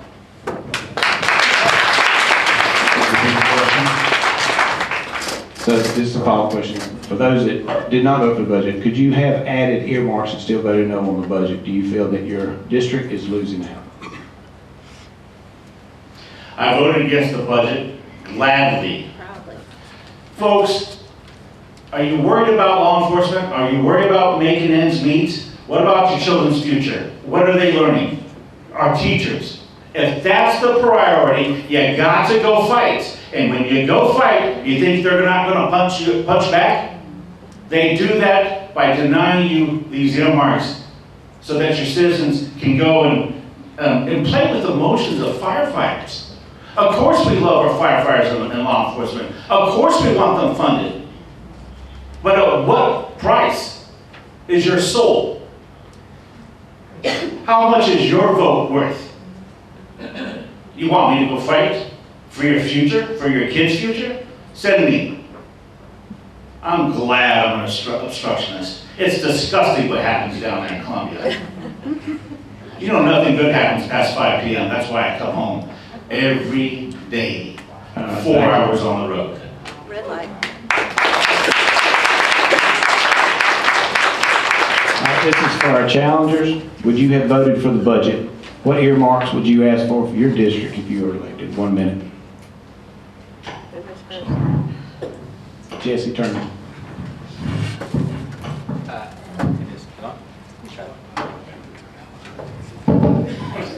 No, I would not have voted for a budget increase. Again, can't stress this enough, fiscal responsibility. The budget increases, so does your taxes. That's just basic to me. I wouldn't ask for any earmarks as well, because I don't want to play that game. I don't want to be involved in the good old boy system or any type of corruption whatsoever. It's one of the main reasons why I don't even take any money from PACs, special interests, or anybody for any reason. You can have the best intention at heart, but if you give me $1,000 every month, I'm going to be inclined to vote in favor of you. That's natural and human. So, cut money out of politics, get rid of all those earmarks and the way it's working right now, so we can get rid of the good old boy system and the corruption we have going on in the state legislature. Thank you. Sherry Hodges, do you want me to repeat the question? Yes, please. What would you have voted for the budget, and what earmarks would you ask for your district? I wouldn't vote for this budget. Is this working? No. It's working. You can hear me? Okay. No, it's not working. Here, hand that one. There you go. Can you start my time over? It's a hanky one. It works sometimes. You know, unfortunately, our system is set up like a socialism system. We should give everybody equal amount. It's not because we don't disagree with you, you don't get any money. And first of all, let's lower the taxes on everybody else. All these earmarks is like, hello, this is money that wasn't planned for. We can send some money home. People are feeling it. Young people are feeling it. Seniors are feeling it. Every costs are going up, up, up. And a good earmark would have been to send this $1 billion back to the taxpayers. That's an earmark I'd promote. And in other government systems that I've experienced over the past 30 years, is the fairness would be that everybody gets this amount. This is your amount. You get $1 million, let's say, I'll just throw a figure out, every year, and it comes to your district, and you do with what you want. I would choose to give it to public safety and our roads and bridges right now. That's where we go. Our roads are embarrassing. They shouldn't be that way. Thank you. And we have a leadership problem.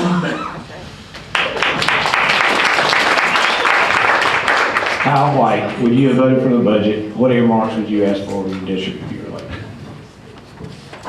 Yes, I would have voted for the budget because I understand how government actually works, and I would have understood that in order to bring resources back to your district, you vote for the budget, because if you don't bring the resources back to the district. And that's because I would want to be an effective representative for my district, and I would ask for earmarks for things like public safety, for fire departments, for infrastructure projects, all stuff that we need around here to keep up with the growth.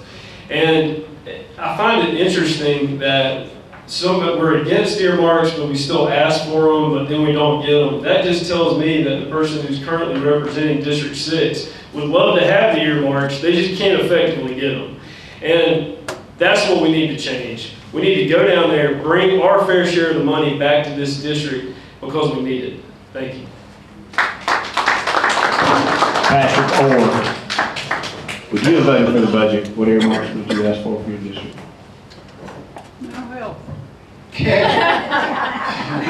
Mental health. That's funny because that's probably needed in Anderson. Mental health hospital is kind of small, needs to be expanded. That would be a nice earmark to expand the mental hospital. But honestly, what I voted for the budget, the way it sits now, no, not even a little bit. And a lot of people are misleading about the budget. The budget was actually $44 billion. The general fund was $13.8 billion. We also have the federal fund, the other fund, which is really complicated. I'll teach you later. I wouldn't have, but you have to learn politics. You have to learn how the budget works. If we didn't pass the budget, the general fund budget, well, we've got equal funding from the federal government. So you lose money. Everybody's like, I want to send $1 billion back to taxpayers. Well, that's great, but I also want to fix the roads. It's kind of hard to fix the roads when you give them $1 billion back. It's kind of hard to fix the 548 bridges that need to be fixed. So yes, there's earmarks I would do, but I wouldn't pass the budget the way it says. Thank you. All right, thank you. These are complicated issues. You know, it's like when an attorney gets you on the stand and says, "This is a yes or no question. Please answer yes or no." Well, if you're forced to answer yes or no, I'd probably lean the way that Kyle just did for the exact same reasons. I probably would have voted yes on the budget, because that's how the process works. If you want to change the process, then by all means, change the process before the budget comes up to vote. Would I have asked for earmarks? Well, we have this idea in our head that earmarks are inherently bad. Where did you get that notion that earmarks are inherently bad? There are some earmarks that do great things for your community. Every community needs parks where kids can go and play, where families can gather and go and play in a safe fashion. So we need those things for our community. We need the roads, we need the bridges, we need fire police protection. So I think we all have made clear what our priorities are for our district. And yes, if it requires earmarks to get those funds for those things, then by all means I am for them. Thank you. All right, this is a follow-up for incumbents and challengers, and this is just a yes or no question. Craig Gagnon, will you vote to table a budget to ensure all members have at least 48 hours to review it before voting? We do have a week to. Yes or no? Oh. The earmarks, Well, maybe? that's really not a valid question. So, because we do get the budget ahead of time, we go through a process in Ways and Means. Sometimes those kind of things that might sound good on the floor, it's kind of a stunt, because really, basically, we can go and we can get a list of things before they get started. So. Thank you. We're gonna skip that question. I was just going to word it different. But, okay, this is for the challengers, and we will start with Mrs. Hodges. What line items are you aware of that should have never been allowed to be in the budget?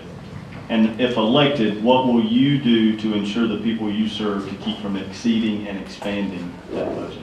What's one line item that shouldn't be in there? What will you do to keep the budget from expanding? 1 minute.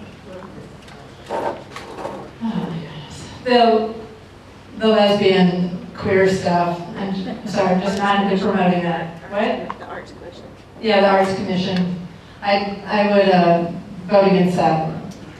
What was the other part of the question?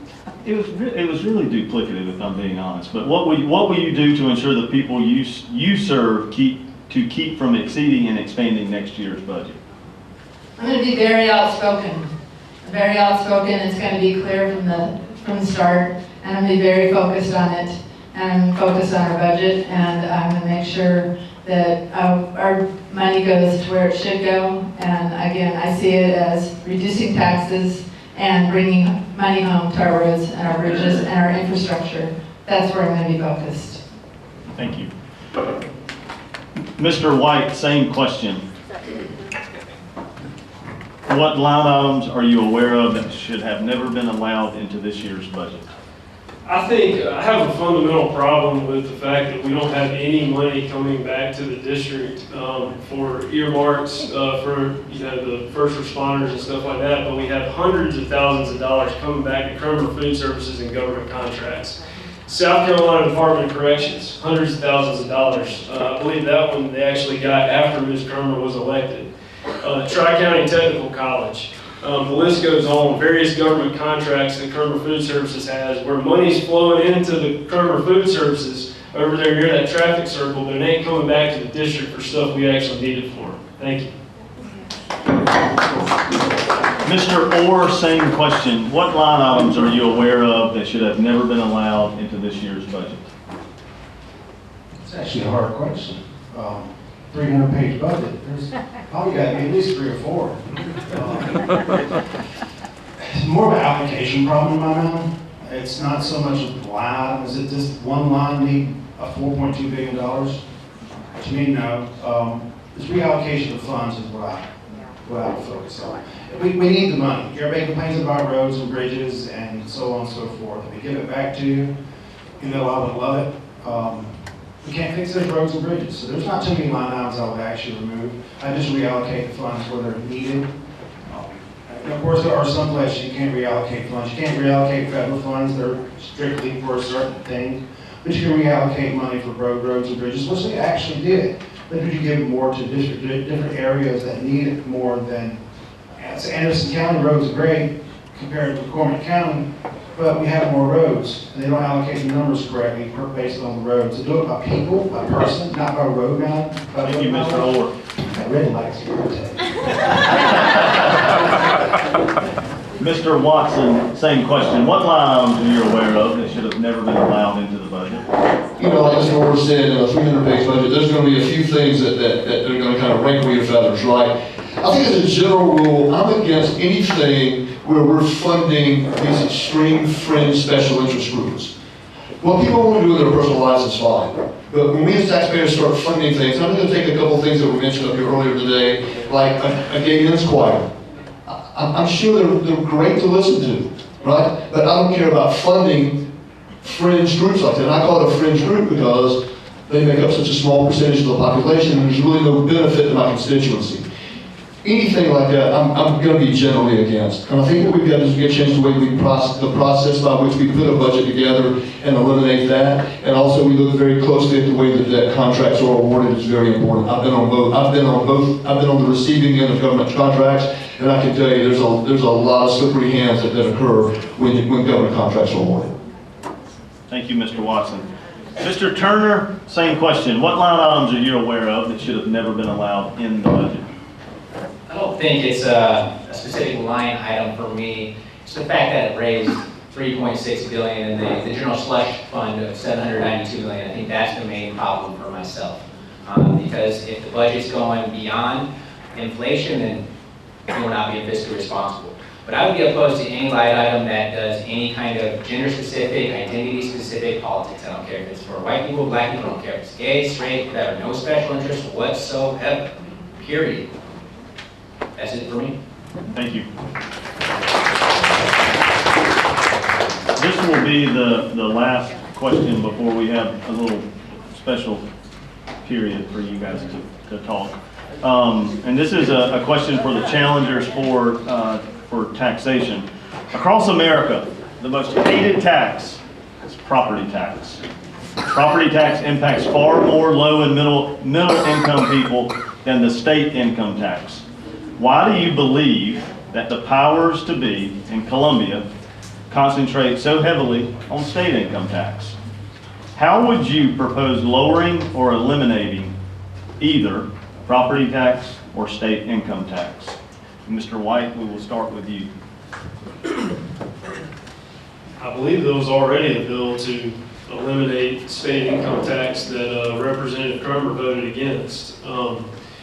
So I would work with the other legislators to do what we could to reduce or eliminate property tax or income tax. And the problem, or not the problem, the reality of being in the legislature is that you need a certain amount of votes to pass a law. And so I would work with the other members of the General Assembly and try to accomplish what my constituents want to accomplish down there. And if that's reduce or eliminate the taxes, then that's what we're going to work on. Thank you. Mr. Orr, same question. How would you propose lowering or eliminating the property tax or income tax? So property tax is $2.9 billion in revenue for the state of South Carolina. So if you get rid of property tax, you're taking almost $3 billion out of the budget. And I would love to get rid of that one. You're going to have to reallocate the entire budget. And a lot of resources lose money, but it needs to happen. We need to own a road, we need to own the property. We need to start with retired people first. Anyone over any of the retired age, no one pays property taxes. That's it. We have a 10-year live here gap. So you're here for 10 years, and you retire, no more property tax. I think we should start there. We start small and work big, and sooner or later, there'll be no more property tax. Income tax, we should start with the veterans income tax first. Start small, work big. You already have a bill sitting in the committee, still sitting in the committee, waiting on the ways and means, I believe. We start there. We start with the tax. We start with income tax reform for veterans, and we work there. Mr. Orr, thank you. You're very polite, though. I will say that. You don't keep talking. I appreciate it. Thank you. Mr. Watson, that was a joke. Everybody was supposed to. That was a little passive. Okay, okay. That was a little passive aggressive. Mr. Watson, same question. How would you propose lowering or eliminating? We've already heard my position on both the income tax and the personal property tax. See, the interesting thing about government is the government doesn't make or produce anything. So how does it get the money that it spends, right? It gets it in the form of taxes. And whatever money, and they've demonstrated time and time again, whatever money they have, whatever money they generate for your taxes is what they spend. So by eliminating income tax and by eliminating personal property tax, several cascading events will happen. The more money that people have in their pockets, the more money they contribute back to the local economy. They go out to eat more, they buy more things, and they contribute more in the way of sales tax, right? And so that'll generate and help make up for some of the lost dollars. But what it will do even more so, it will force the government to be fiscally responsible in their spending. If they're not generating all this money, you have to tighten it up. Just like in your family. If you suffer a loss in wages, you don't do the same things that you used to. You don't spend the kind of money that you used to spend. And so all those things go hand in hand. And so I believe we can do it. Other states have done it successfully. Why can't we? Thank you, Mr. Watson. Mr. Turner, same question. How would you propose lowering or eliminating either tax? First and foremost, I am for eliminating the property tax, period, and replace it with nothing. Right? We don't have a funding problem, we have a spending problem. Okay? So a lot of people think that rich people are better with money. I've been rich, I've been poor. And I'm a lot better with my money when I'm poor. And the government needs to act that same way. You can get a $20 bill and make it last a lot longer if you start treating it that way. So our budget needs to match. And honestly, property tax, if you own it and you're still paying money on it, that's just rent to the government. So you never truly own it. So cut it completely and immediately. Thank you. Mrs. Hodges, same question. How would you propose lowering or eliminating either tax? Limiting the growth of government, cutting back, and we do need to lower and if not reduce and eliminate property tax, especially on homes. I'm not in support of the additional tax we have on rentals. When we have such a concern about people can't afford rentals, can't get ahead at all levels of life, we need to, it shouldn't be 6% for your second home. I don't agree with that at all. And the taxes need to be, first of all, if you want to lower your taxes, you got to elect people who want to lower your taxes and limit the size of government. Because when you have people who just want to spend your money and grow government and have to go along with the good old boys, you're not going to get your taxes reduced. So that's going to be my focus, and that's what we're going to do. And each one of you can have a part in that, and electing somebody who really does care about you and put you first. And when money's back in the people's pocket, they spend it, and the government grows by the way of people spending their money, and that's how we get it. Mrs. Hodges. Final round of questions before we let you give a 1-minute closing statement. And we would like to do this a little bit differently. Mr. Gilreath and I think would like for, and starting with the challengers, we would like for you to ask the incumbent a question. Any question. Do not make a statement with it. Do not carry it on forever. Ask a simple question and have the incumbent answer the question. And so with that, I'm going to let Mr. Gilreath go through who he wants to go first, because we can't figure out how to do it with 3 people in one race, just to be honest. Okay, we'll start with Mr. Watson.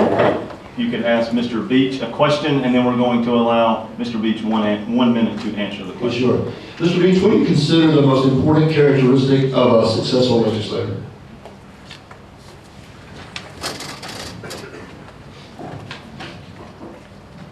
Integrity. Integrity. Yeah. Yep. That's my answer.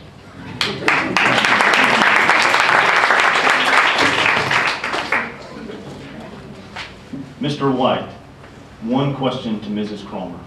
At a time when no money is coming back to District 6, how much money is coming back to Cromer Food Services and government contracts this year? 0, but I will let you know that I guess he doesn't understand, or maybe he hopes that you won't, how our contracts work with vending is a lot differently. We have to bid on it, we have to provide a service, and the only money we make is if someone purchases stuff from us. So the government does not send us money for our contracts. We actually pay them most of the time in commission. But I will say, it was interesting that you would say that, considering I've seen millions of dollars flowing from the state to his law firm.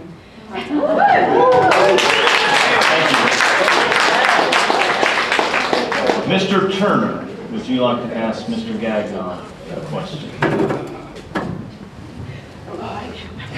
So you heard my stance on Senate Bill 1005. So can you explain why you voted to increase family court judges' pay? Yes, we had, that bill came up a few years back. We had a lot of, there was a lot of discussion about raising the pay. We had an independent group come in and say, hey, look, this is what's being paid across the southeast. This is where your pay is for the judges, and you need to bring it up to the southeast average. And I don't think we've got quite there, but at the same time, they said, well, the quality of judges that you will get, the judges are lawyers. And in the law practice, you're going to make a heck of a lot more than $200,000 a year. And so, in order to attract good legal minds to become good judges, we had to up their pay a little bit to become more competitive with the private sector, basically. And that was the main reason why we did that. Thank you.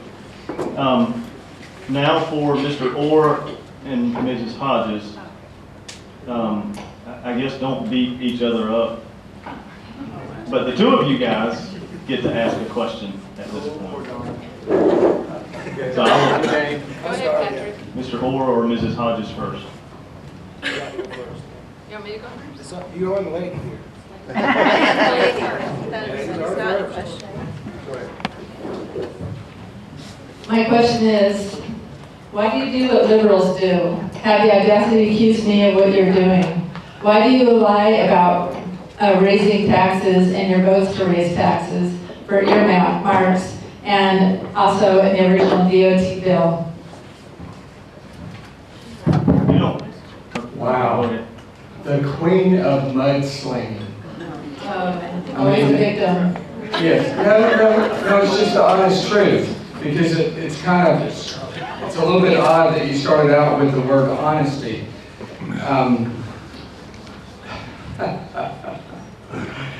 It is shocking that you can grow up in a community and somebody can come in and mudsling to the point that they basically portray. I was always raised that if you finger point, you got 3 more pointing back at you. Can you answer the question?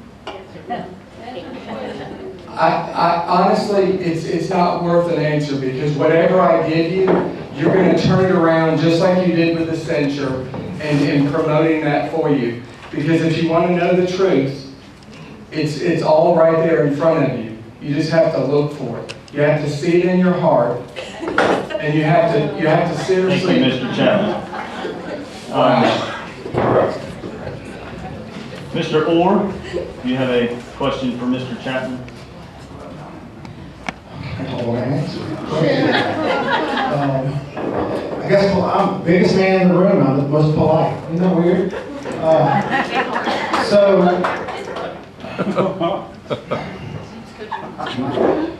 I keep kicking my sons. How would you improve ethics and transparency? How would you improve ethics and transparency? So first off, you have to be obviously transparent of everything you do.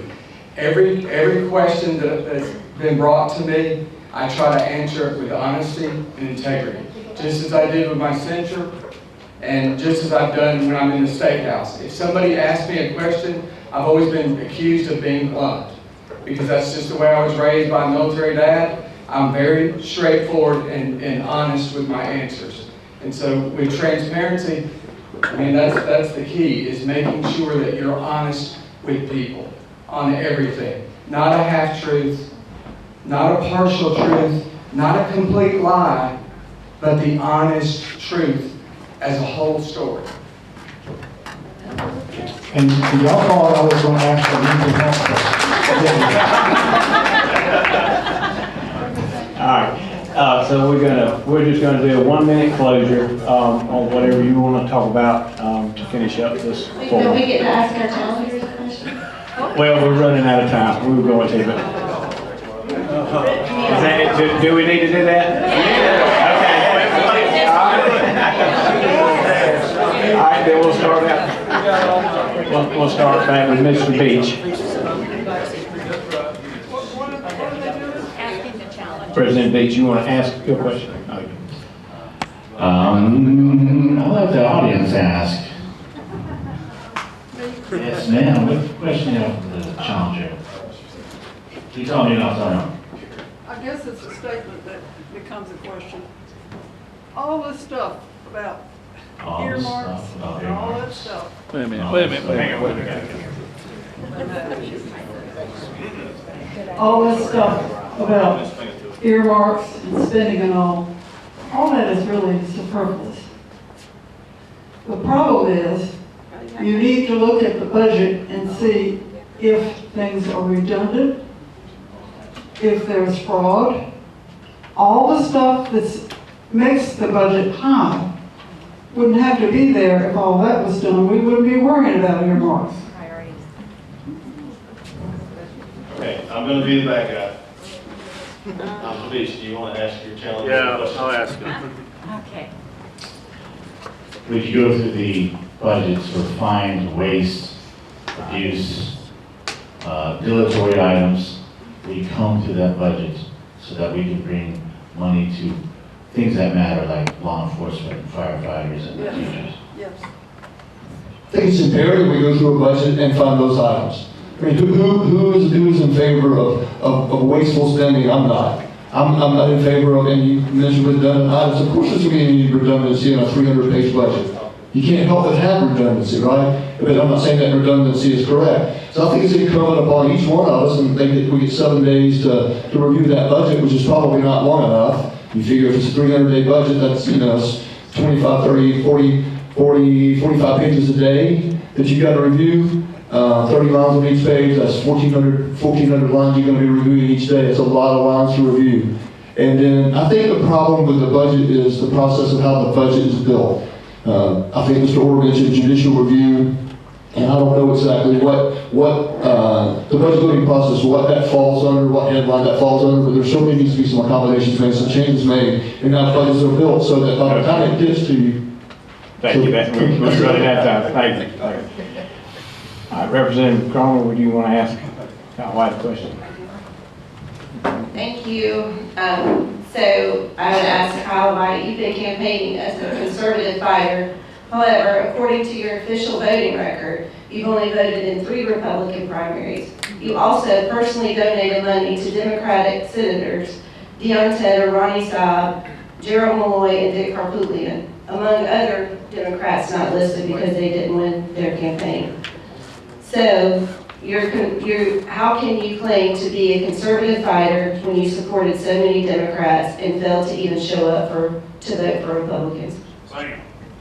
And your attorney contributions for your campaign. I only got one question. I was going to ask them in there for you. I've been practicing law for about 16 years now, and in building a successful business, whether it's a law firm, whether it's a hotel company, whatever it is, you've got to build relationships, and you have got to work with people.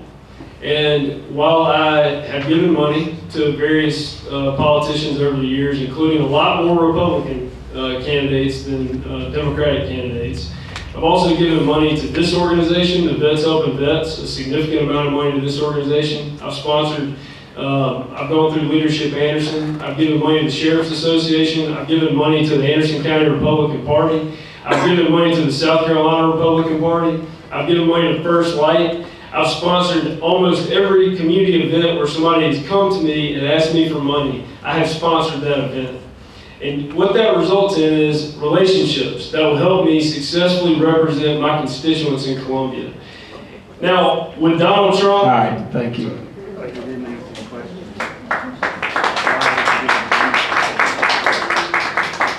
Representative Gagnon, you want to ask Jesse Turner a question? No, I'm good. Okay. All right, so Don, Representative Chapman, you want to ask Sherry Hodges a question? I get two. You get two, one to or one.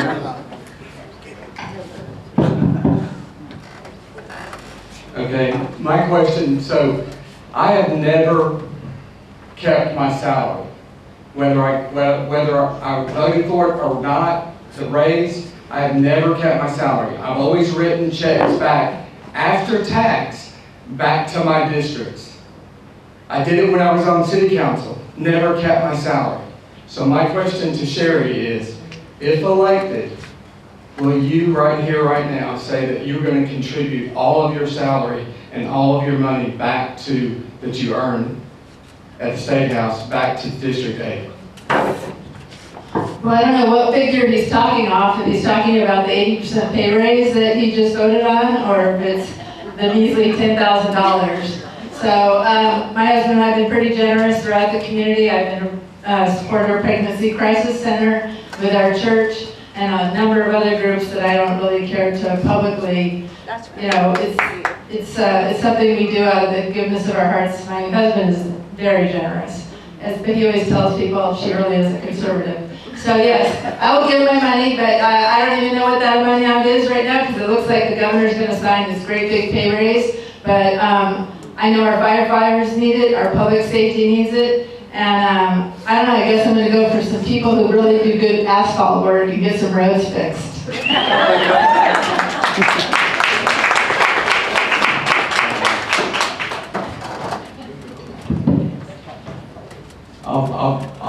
Patrick is a great guy. He's a very nice guy. So I'm going to ask you a question. If you're not successful in getting elected, will you volunteer on one of the Anderson County boards to be able to be more involved? Probably already is. Depends on the board.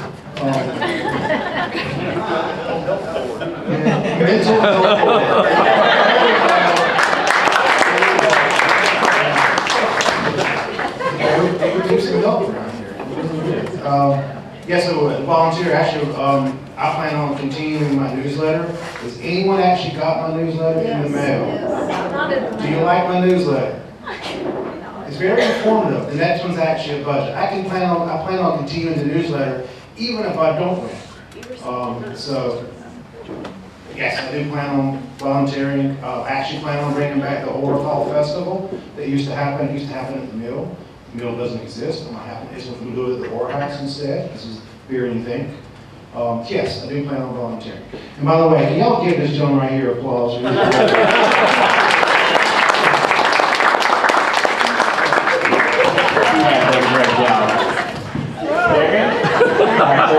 We're going to just take 1 minute.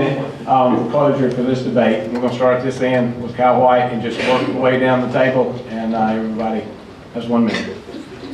It's not working. I just want to take this final minute to mention something we haven't mentioned yet, and that's how important our veterans are to us. And this building is where Vets Helping Vets meets, and my parents are in the United States Marine Corps. I come from a line of veterans, and I believe, folks, that whenever you go and you serve your country and you put your life on the line, you should be served back whenever you come home, period, without compromise. And what that looks like is we need to assist veterans with mental health issues. Any veterans who are struggling from substance abuse, we need to make sure that they get the help they need. And I swear, we got to get this number down to 0 of veterans that I see living on the street, pushing a shopping cart whenever they risk their lives to serve our country. So that's the thing that we hadn't mentioned that we absolutely have to work on, and that I will work on if I get down to Columbia, is helping out our veterans. And I really appreciate everybody's time and attention tonight. I just want to tell you, whether you end up voting for me or not, if I win, I'm going to serve you in Columbia. Thank you.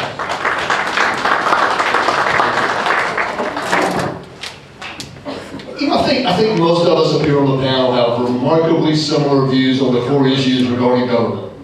You know, I've eaten with the folks, even with my opponent. I bet if we sat down and looked at a lot of the issues that come about in the House, that we would probably agree on how we would vote on those. I think where we would differ is what you do about that, if you agree or disagree. To what degree do you work with people, or to what degree do you not work with people? The difference between me and Mr. Beach is a member of the Freedom Caucus. I have no interest in becoming a member of the Freedom Caucus, not because I disagree with them, because I think, again, I would agree with their stance on many, many issues, but my allegiance is my constituency, pure and simple. It's not to a caucus or a sub-caucus or to anybody else. My allegiance is to people in my district, whether they voted for me or not is irrelevant. And so, as I go forward, that's the thing I want people to remember, is that if I'm elected, I'm going to go to Columbia and work with people. Thank you.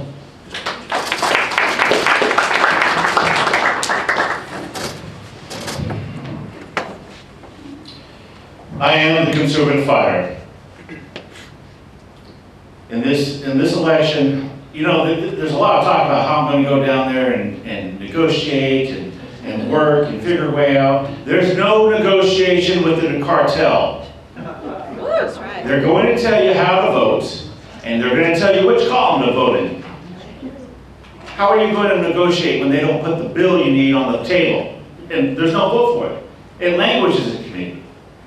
If you're going to fight for what is right, but all of us agree, law enforcement, these core functions, do you think they're going to give you any earmarks?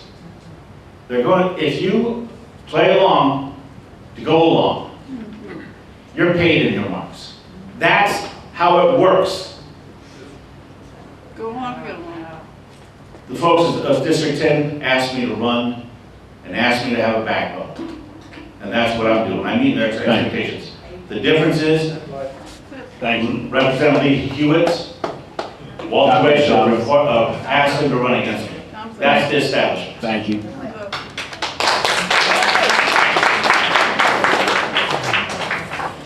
I'm running because I love South Carolina. I love the people. I love the land. I love my children, grandchildren, and yours too. And I want to protect them. I'm running because I'm very concerned with the way that our liberal, deceptive representative in District 8 is taking the people for granted. I guarantee you, I will never, ever take you for granted. If people ask me to run because they know that you can count on me to be honest, count on me to put constituents first, count on me to be watchful of your tax dollars, count on me to protect your children and grandchildren. If voters decide this race by where I was born, I lose.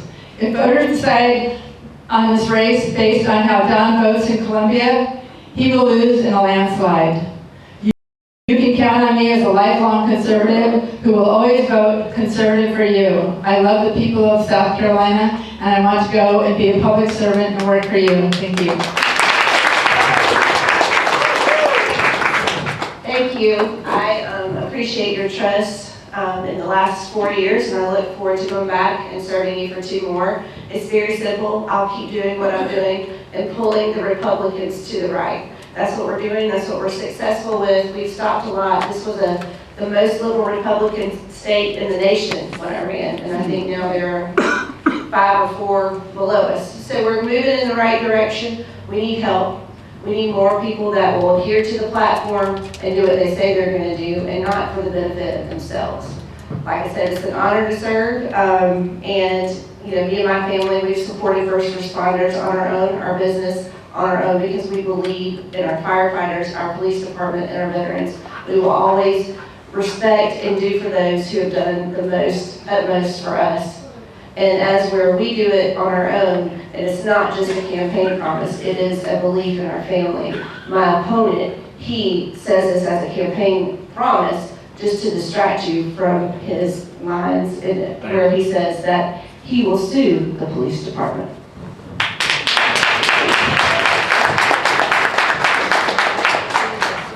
I'd like to start off by saying I agree with my opponent about 75% of the time. So there's not a huge disagreement. I do agree a lot of times with, but it's that 25% that disagreement that's a stark contrast. So if you think we are headed in the right direction, then I am not the vote for you, because I do not see us going in the right direction right now. I think because we rank bottom 10 in almost every important category, we're not where we need to be. So if you want some change, vote for me. If you're in District 11, you can find me on all social media at Vote Jesse Turner. Thank you again for Vets Helping Vets, allowing us to use this space. I've served this community for 46 years. I've given back to the community because I care about the community for 46 years. I even give in addition to my salaries that I get at the State House, I contribute architecturally to all the different organizations in Anderson. Cancer Association of Anderson, contributing my time and my architectural skills to that. The same thing with Clean Start, helping the homeless get a shower. I did that pro bono. Same thing with the Lot Project. I pro bono designed the new space that they did for Leadership Anderson. It's about giving back to your community. My opponent likes to talk of liberal. I'm not a liberal. Donald Trump would not have endorsed me if I was a liberal.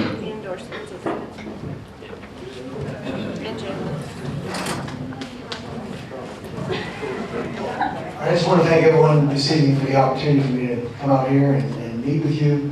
It's been great. There's a lot of issues that go on in South Carolina. Every 2 years, we have a cycle in the legislature. We get somewhere on the order of 5,000 to 6,000 bills that come out. Now, we're sitting here and we're talking about who's liberal, who's not, whatever.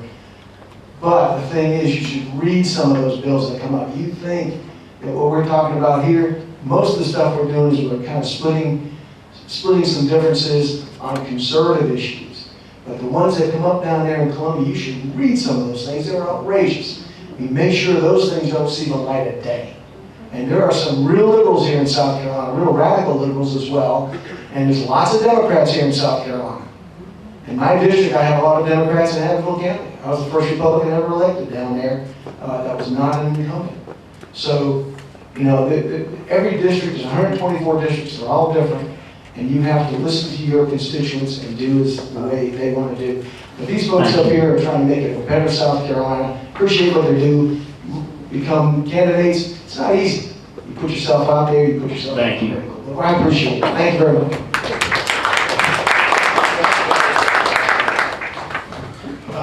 Comic relief time. So I'm not going to talk about mental health this time. We have a morale problem in the state. Actually, we have one in the nation. We have a morale problem in the Republican Party. We're inter-party fighting like you wouldn't imagine. It's like having two parties, as someone just said right in front of me. If we're fighting amongst ourselves, how are we going to fight Democrats? We're pushing people away from the Republican Party because of our behavior. A lot of people are going independent. You're going to see an independent candidate soon that's going to win, and then we're going to start losing people. So we need to fix our party first. We need to fix in Anderson first, and then we can just go throughout the rest of it, go through Greenville. But we have a morale problem, we have an internal problem. We need to fix that. Once we fix ourselves, we can fix other things. So let's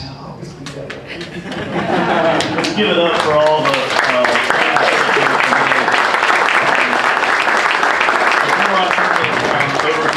to close this out, and I think we got a raffle. You're doing a drawing? We're doing a drawing. There's still time to buy it, maybe, if you can, if you want to.